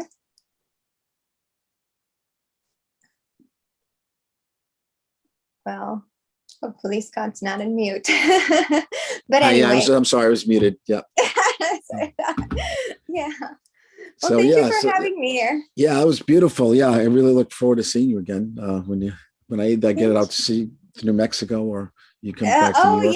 Yes. You must come visit. This is such sacred land, and I do plan on doing retreats here. And for those of you who are not familiar, I read the Akashic records and clear the Akashic records, and I work with astrology and numerology and human design and Akashic records to kind of combine everything with life purpose and the deepening of your light work. So yeah, clearing everything. Fire bearer wellness. I just wrote that. Did I spell it right? Yeah, absolutely. Yes, you did. So anyone wants to contact Mehernaz, that would be great. Yeah. Okay. Cool. Well, yeah, we'll have a great dinner. Okay. Oh yes, okay. Thank you. Yeah, we're still a couple of hours behind you guys, but exactly. Yeah, have a wonderful new year ahead. Okay. Thank you very much, Mehernaz. Great dinner. Thank you, everyone. Bye-bye. Bye. Blessings. Cool. Okay, and we're waiting for Lady Rhea. Lady Rhea, are you in the house? I'm in the house. Beautiful. I don't see you. I'm trying to get the camera. Start video. Oh, hello, beautiful. Happy New Year. Happy New Year. I'm gonna put you as this. 1 second. Let me put you as the spotlight. There you are. Great. New Year, everyone. Welcome 2022. Hello, Lynette. Hi, Mama. Happy New Year's. Happy New Year. Nicole. So you can see I'm already celebrating. I couldn't, there were wonderful things about 2021, and there were things that I learned from that, were hard. And I have to say that after all the New Years that I have celebrated in my life, I've learned to expect the worst and hope for the best, because that is, every year is going to have highs and lows. So tonight instead of giving you a lot, I'm adjusting the camera, instead of giving you a lot of predictions about all the things that can go wrong, I'm going to talk about the beautiful things that, and when I sat and did my meditation, when Scott asked us all to do a meditation and make predictions about the new year and what's coming, I got a lot of messages, and one of the big things I've heard for this year coming from my spirit guides about 2022 is a big trend in the occult world is going to be more people who don't normally reach out to are going to reach out for angels, which I found a unique thing. Angels are going to be very big this year, and specifically Michael and Raphael will be very popular. Raphael, more people will be appealing to Angel Raphael for healing. More people will be appealing to Michael for defense against the dark arts, against psychic attack, against enemies, because there's a lot of anger still building up over this time of that we're going through between the plague and the anger of the division of our humanity as it stands will be boiling up more, and I think more people will be resorting to more angelic forces to help stem the flow of the negativity. I also see like things of the wind, so angels, Mercury, feathers, all these things will also be popping up a lot in art form, a lot of wings, winged things, winged dragons, wings. It's going to be a lot of wings and angels and feathers. I also feel that blue is going to be a very big color the first half of our year. I do feel that as far as COVID is concerned, that we will be more or less running this gamut until April, unfortunately. At this point, I'm not going to discuss vaccine yes, vaccine no. It's you know, it's an individual choice what you choose to do. But what I do recommend is common sense, washing your hands a lot. If you wash your hands, wash your face. You know, Stevie Wonder sings this song, Very Superstitious. And there's a line in there that says, wash your face and hands. So also, because we have already touched our faces, not only wash your hands, wash your face. Increase your vitamin C. Eat healthy. Take good care of your health. Because, you know, what we take in, gut health, is what makes outer health. So take good health into yourself. That's definitely a prediction for this year coming. People are going to be more interested in their internal health, their gut health, and what they're taking into themselves. I also see a lot of trends in I would have to say a new type of music, something, a different edge than what we've been having. Rock and roll lived for, 50, 60 years, and we've had rap and we've had hip hop, but something new is coming, and I have a feeling it's going to be a very electronic or synthesizer mode of music that will be coming out, that will be popular with the next generation. Me too, because I always keep going on with music. I love music. I also feel that there's going to be a lot of, I don't know how to put this, a lot of career changes, but not just in like, oh, I my job closed down and I got another job. I see a lot of career changes in amongst people. I think people are going to be not just going more into technology, but also more into hands-on training, looking for careers having to do in the different hands-on, whatever, whether it's in the medical field, the electrical field, the plumbing field, the carpentry field. I feel a lot of people are going to be going back into more of a hands-on training. And as much as we always have people, going more into tech, I feel that there are a lot of people that would be going more into new careers that they might have lost their industry, and they'll be going on into more of a hands-on industry. I think that those types of training programs are going to be very open. I think that food banks are going to be growing more, opening up in more neighborhoods. I feel that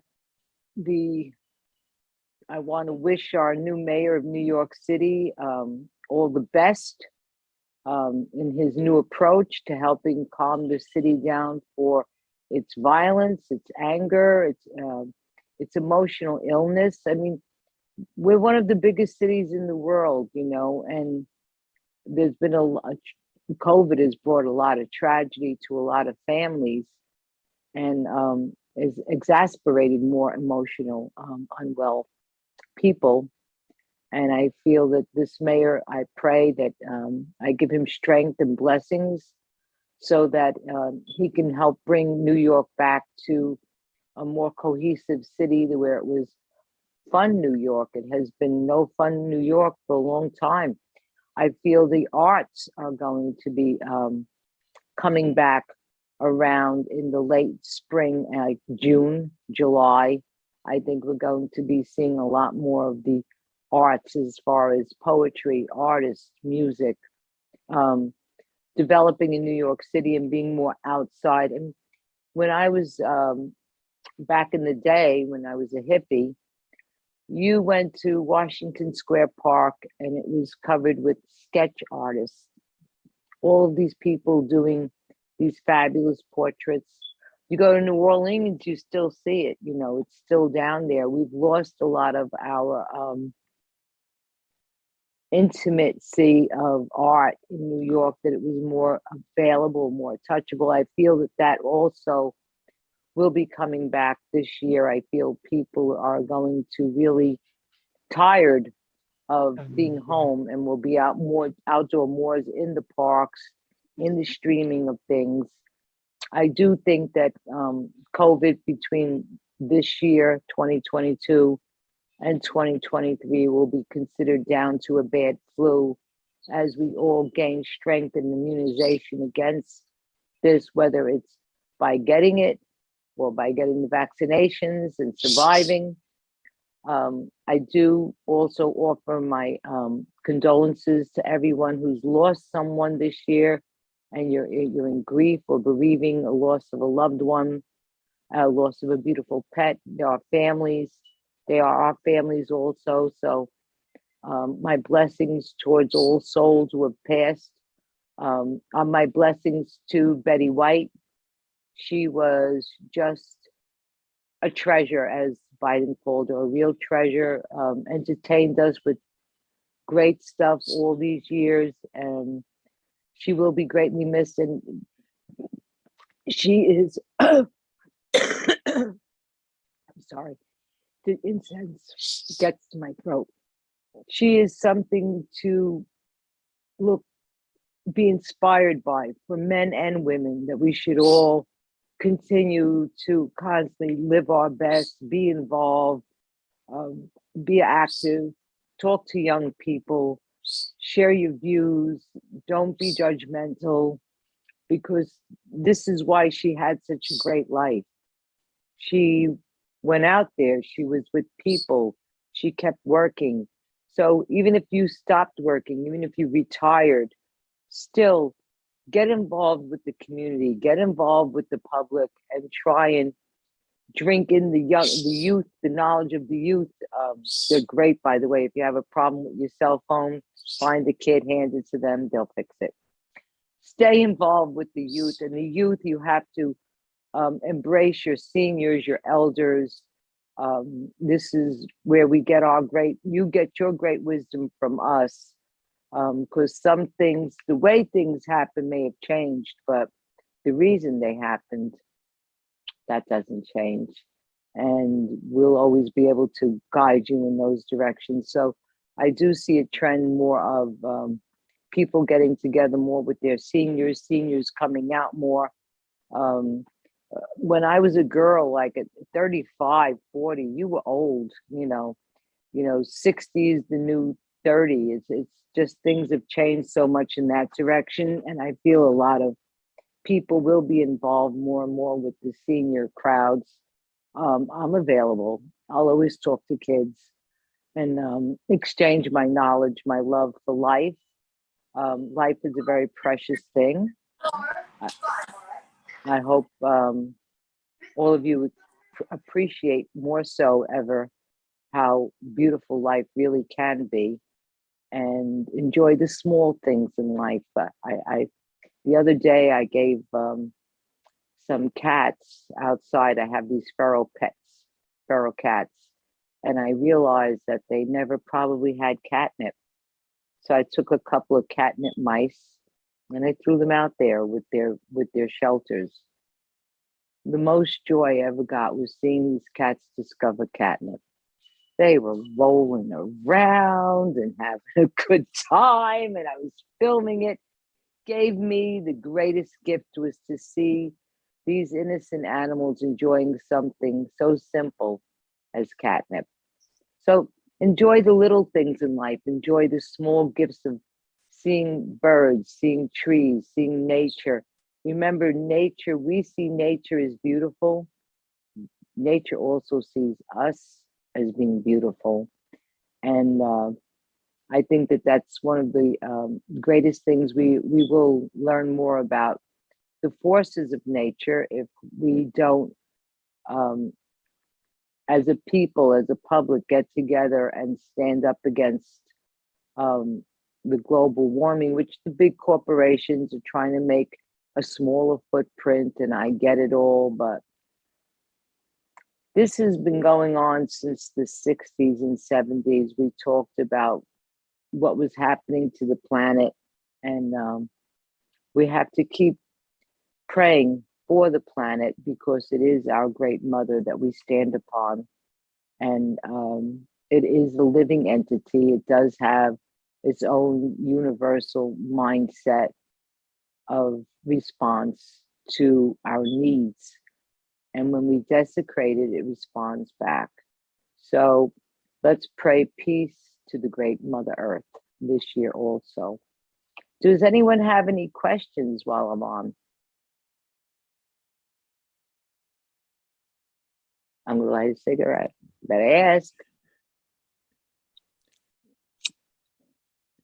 Well, I just want to say I didn't actually introduce you. I feel bad about that. That's okay. Introduce myself. No.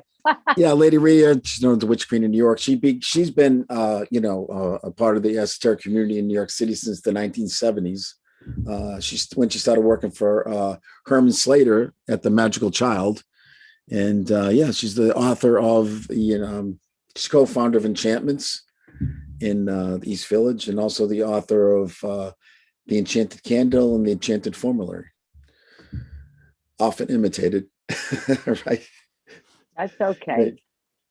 Right. I used to feel bad about it years ago.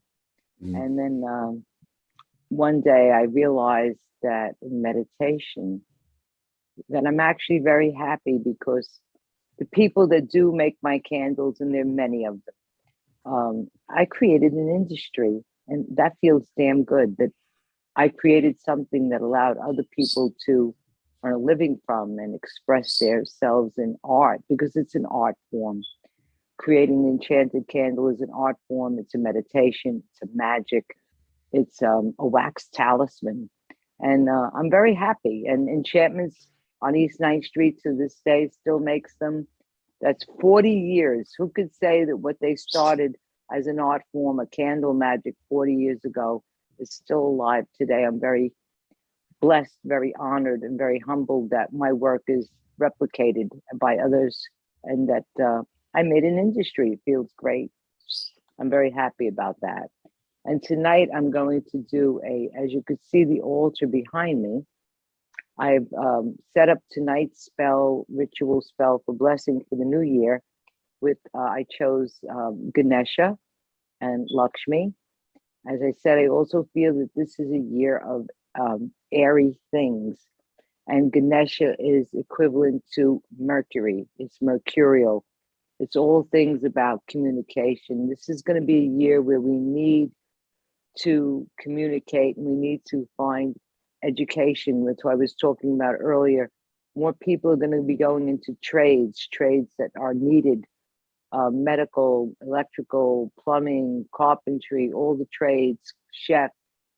If you can cook, go to chef school. I mean, there are so many new things that are opening up in the trades world, and especially using a lot of robotics in the trades today. So I feel that a lot of people who have been misplaced will be getting trade schools opening.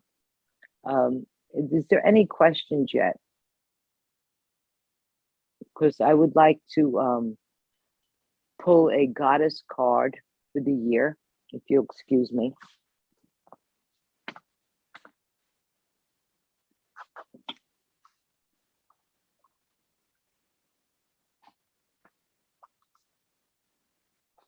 So the goddess deck is one of my favorite oracles that I like to use to choose a goddess to represent the year ahead and what she brings and what messages they have. And Happy New Year, everyone. It's going to be a better year. I just feel that it's going to be a better year with people getting more together, more arts coming alive, more artists, new music.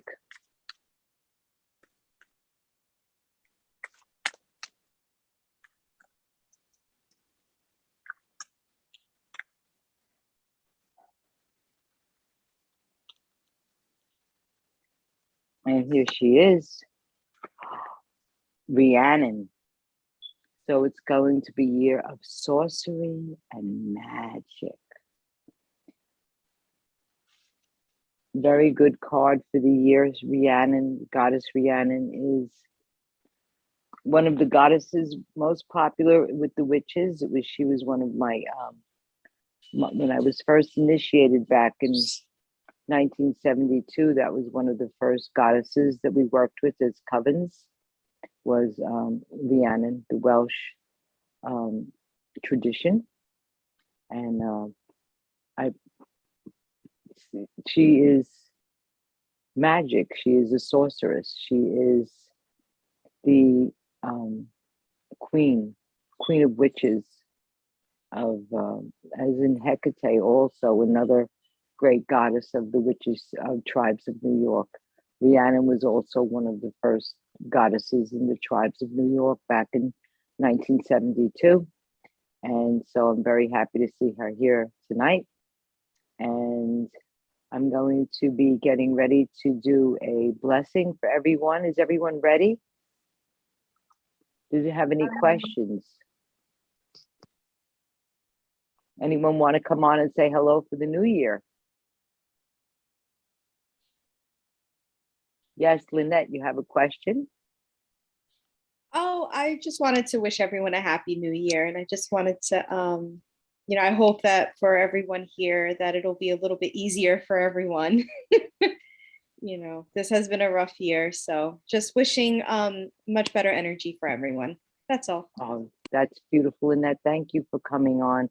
It's been a rough year, but like I said, after so many years of celebrating New Year's, and every year I looked at it and said, well, this is going to be the better year than last year. And in some ways it is every year. And in some ways there's always hardships or hard lessons. That's why I said in the beginning, I like to live with expect the worst and hope for the best, because be prepared. But I really think that as far as this plague is concerned, I think we're going to begin to see it lighten up. And I do believe by 2023, it'll be really, oh my God, the beginning of the 20s. Oh, they were horrible, you know, and we'll all go back on into our normal selves. But I really believe in the arts coming back more this year than we've seen. More artists, more production, more people who are like, you know, renaissancing the arts. It's a new renaissance of art coming this year. You watch for it.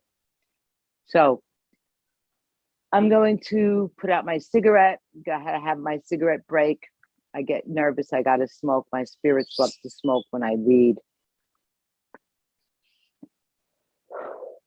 And I'm going to prepare to do this blessing ritual. I'm going to disappear off the camera because I'm going to bring the camera up close to the altar so that the whole time that I'm doing the prayer rituals, I want you to just breathe and focus on the altar and the presence of Lakshmi and Ganesha, because they are going to open the roads and she is going to shed great gifts of wealth upon everyone, harmony, peace, blessings of good fortune. Ganesha removes obstacles. He is also the communicator to the gods. So we're going to be communicating tonight to Ganesha, not only to open the roads, but to pursue and ask Lakshmi for her favor upon all of us, so that those of you who have been suffering and those of you who have been doing well will do even better. Those of you who have been suffering, no longer. We will shed all of that sorrow of the past and go on to a vibrant future. Okay, I'm going to move the camera closer.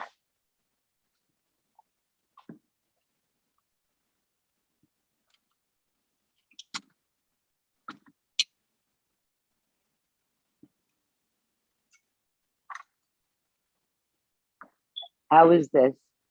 Can you see? Go more to the middle.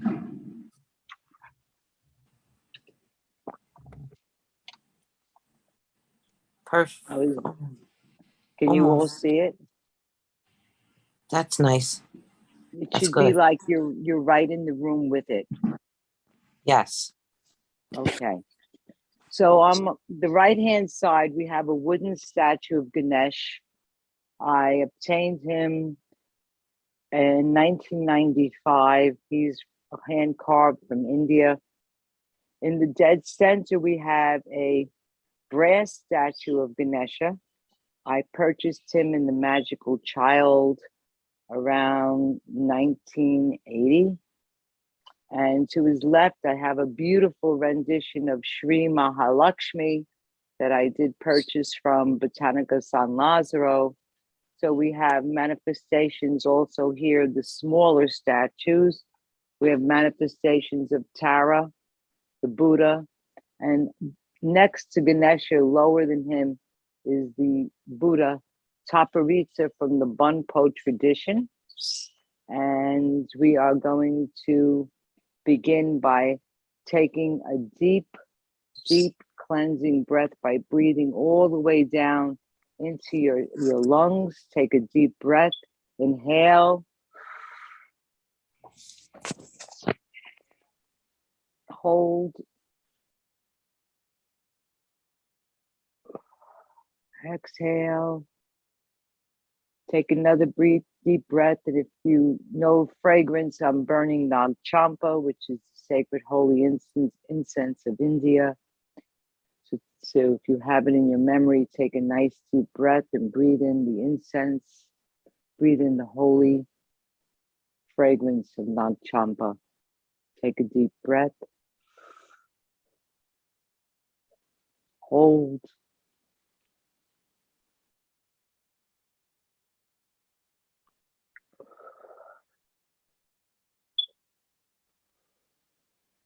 One more time. Breathe in.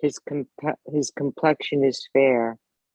One of his 8 hands makes the gesture of protection, while the other holds a parrot, a pomegranate, a lotus, a pitcher filled with rubies, a book, a wish-fulfilling vase, and a wand. Oh,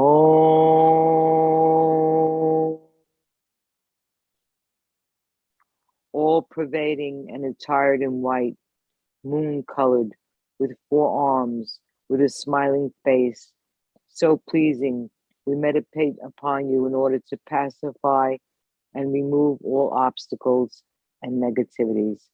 Om Shri Ganeshaya Nama, Om Shri Ganeshaya Nama, Om Shri Ganeshaya Nama, Om Shri Ganeshaya Nama, Om Shri Ganeshaya Nama, Om Shri Ganeshaya Nama, Om Shri Ganeshaya Nama, Om Shri Ganeshaya Nama, Om Shri Ganeshaya Nama, Om Shri Ganeshaya Nama, Om Shri Ganeshaya Nama, Om Shri Ganeshaya Nama.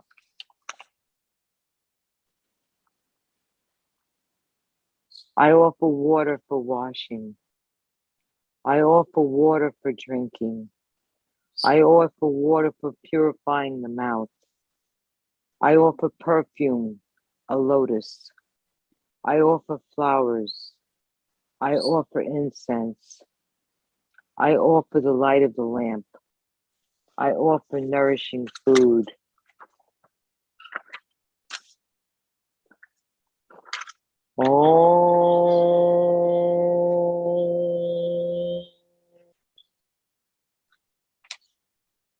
We invoke Ganapati, the Lord of the hosts and the son of Parvati, he who grants success in all undertakings, who is in the short stature and of a stout body, beautiful with an elephant's head and protuberant belly. Bees swarm about his cheeks, attracted by sweet nectar from his temples. The blood of his enemies, pierced by his tusks, beautifies him with a bright vermilion color.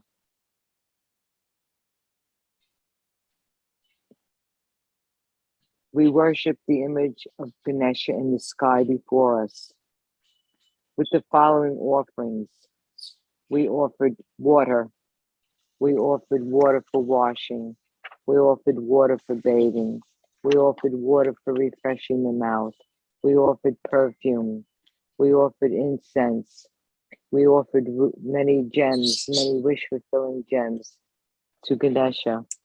We implore upon you, O Ganapati, to come and remove the obstacles and bless every person witnessing this rite herein, and every person that they touch hereafter shall receive the blessings of Ganesha.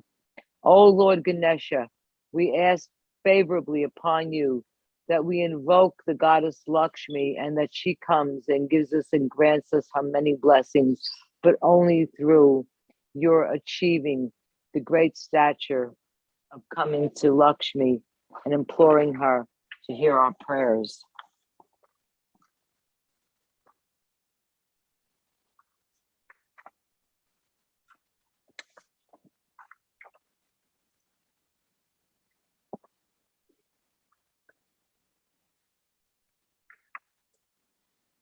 The hymn to Sri Mahalakshmi from the appendix of the Rig Veda, translated from Sanskrit.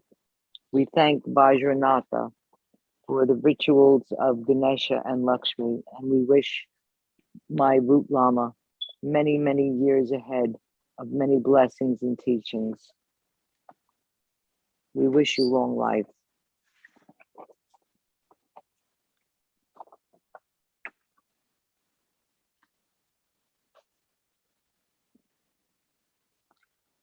Agni is implored on our behalf to invoke our goddess Lakshmi. She who is of a golden color in the nature of gold. She who in a ruddy yellow and bedecked with necklaces of gold. She who is as radiant as the autumnal moon. The presence of Our Lady Lakshmi is firm and enduring, and she bestows upon us gold and milk, cattle and horses and people. She is the lady of all living creatures, and she possesses the best amongst horses. She is seated in the center of the chariot, and she delights in the roaring of the elephant. She is attired in gold, and she is moisture itself.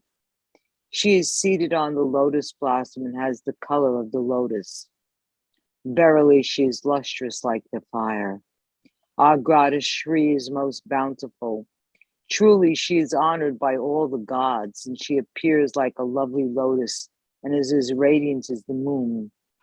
Our goddess Shri is resorted to so that misfortune may be dispelled. Our goddess Shri is resplendent in color like the sun, and through the tapes of Shri, the bilva tree was born. Our goddess Shri is invoked so that through her favor, the bilva fruit shall avert misfortune. Shri is invoked to bestow fame and prosperity. Shri is invoked to banish all wants, poverty, and misfortune, which are tainted by hunger and thirst. Our goddess Shri is perceptible in the fresh sense. She is everywhere abundant in the harvest. She resides in the power of the fertilizers. Shri is invoked for the conferring of food and cattle. Fertile soil is the illustrious progeny of Shri. Fertile soil is invoked to abide alongside his mother, Shri, who is adorned with lotus garlands. Water-soaked soil is another son of Shri, to whom we pray to come dwell amongst us in the company of his mother. Truly our goddess Lakshmi is moisture. She is bedecked with lotus blossoms. Her form is slim and shapely. She is like the sun in splendor and adorned with gold. She is moist and bedecked with lotus flowers. Whirling a garland of lotus blossoms, her brilliance and splendor are that of the moon. She is abundance itself, and her nature is golden. Lakshmi is firm and steadfast, and through her graces we attain wealth and cattle. So whosoever desires that the goddess Shri shall always reside with his or her family, being pure in intention and well prepared. We just recited the mantra of the 15 mantras dedicated to Shri Mahalakshmi. And now we will do the mantra. I will do it for you. If you know it, you can say it with me.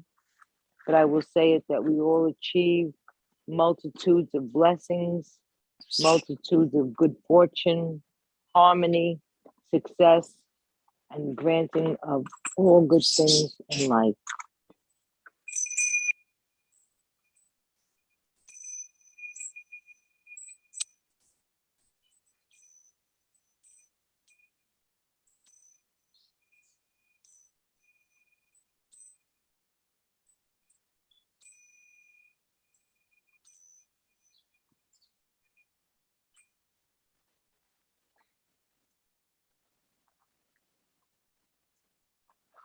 Om Kamala Vasini Kamale Mahalakshmi Rajame Dehi Dehi Varade Swaha. Om Kamala Vasini Kamale Mahalakshmi Rajame Dehi Dehi Varade Swaha. Om Kamala Vasini Kamale Mahalakshmi Rajame Dehi Dehi Varade Swaha. Om Kamala Vasini Kamale Mahalakshmi Rajame Dehi Dehi Varade Swaha. Om Kamala Vasini Kamale Mahalakshmi Rajame Dehi Dehi Varade Swaha. Om Kamala Vasini Kamale Mahalakshmi Rajame Dehi Dehi Varade Swaha. Om Kamala Vasini Kamale Mahalakshmi Rajame Dehi Dehi Varade Swaha. Om Kamala Vasini Kamale Mahalakshmi Rajame Dehi Dehi Varade Swaha. Om Kamala Vasini Kamale Mahalakshmi Rajame Dehi Dehi Varade Swaha. Om Kamala Vasini Kamale Mahalakshmi Rajame Dehi Dehi Varade Swaha. Om Kamala Vasini Kamale Mahalakshmi Rajame Dehi Dehi Varade Swaha. Om Kamala Vasini Kamale Mahalakshmi Rajame Dehi Dehi Varade Swaha. Om Kamala Vasini Kamale Mahalakshmi Rajame Dehi Dehi Varade Swaha. Om Kamala Vasini Kamale Mahalakshmi Rajame Jai Devavade Swaha Om Kamala Vasini Kamale Mahalakshmi Rajame Jai Devavade Swaha Om Kamala Vasini Kamale Mahalakshmi Rajame Jai Devavade Swaha Om Kamala Vasini Kamale Mahalakshmi Rajame Jai Devavade Swaha Om Kamala Vasini Kamale Mahalakshmi Rajame Jai Devavade Swaha Om Kamala Vasini Kamale Mahalakshmi Rajame Jai Devavade Swaha Om Kamala Vasini Kamale Mahalakshmi Rajame Jai Devavade Swaha Om Kamala Vasini Kamale Mahalakshmi Rajame Jai Devavade Swaha Om Kamala Vasini Kamale Mahalakshmi Rajame Jai Devavade Swaha Om Kamala Vasini Kamale Mahalakshmi Rajame Jai Devavade Swaha Om Kamala Vasini Kamale Mahalakshmi Rajame Jai Devavade Swaha Om Kamala Vasini Kamale Mahalakshmi Rajame Jai Devavade Swaha Om Kamala Vasini Kamale Mahalakshmi Rajame Jai Devavade Swaha Om Kamala Vasini Kamale Mahalakshmi Rajame Jai Devavade Swaha Ayoyana Pushtim Kuru Swaha Sarva Mangalam.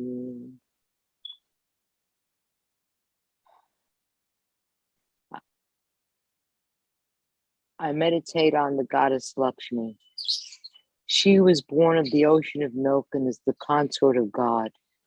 Celestial goddesses are her attendants, and she is the light and the source of all the universe. Even Brahma, Indra, and Rudra have only attained their exalted positions by her divine graces. Verily, she is the mother of the three worlds, the consort of Vishu, and is praised as Kamala, abiding on the lotus. So we conclude the blessing of New Year's with Lakshmi, Ganesha, and of course, the goddess Rhiannon. There will be much magic this year. And I'm back. And I want to thank you all for joining us tonight on Esoteric Guides and to come and enjoy the new year with us. And it's always my pleasure, of course, to be here. This is our second year on wishing everyone a happy new year, having Esoteric Guides come on with their fabulous predictions. Again, my predictions this year is everything to do with angels, winged things, mercurial, fairies, all wings, all feathers, all forms of communication will be very big this year. Lynn, blessings. Happy New Year, my darling. Good to see you on here. I love you. I love all of you. Is there any questions? Anyone want to say anything? This is supposed to be my last cigarette. I'm supposed to quit today. Oh, wish me luck.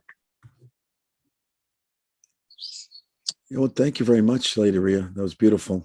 And yeah, thank you everyone for attending. So yeah, unless anyone has any questions, yeah, I'd like to wish everyone a happy and blessed New Year's. It's really been a beautiful experience sharing this with all these beautiful souls out there. Yes, I can't wait to see the rest of it. I was working today, so I didn't get to see a lot of it tonight, but I've heard it's been really great. I'm so glad everyone did come on, and Happy New Year to all my fellow Esoteric Guides that came on tonight ahead of me. And it's been really beautiful. It's going to be a beautiful year. Just hang in there for the first weeks are going to be tough. Any questions? Hey, Dee. Hey, Lady Rhea. New Year. It's Andrea. Happy New Year. Happy New Year, darling. I'm going to see you soon. I miss you. What's in store for me? Oh, good things. Good things. You're going to get a promotion. Really? I think so. I think that you can go for a promotion or a change in your. I see a lot of people changing their venues of work this year. You might go into something else within the company. Okay, we'll see. Look for other things opening up. I will. Okay. I love you. I love you, darling. Yes, it was well done. Very congratulations, Scott. Oh, thank you. Yeah, it's You're welcome. yeah, we had a lot of it was a lot of great presentations. And Dee has her hand up. Dee, you want to say something?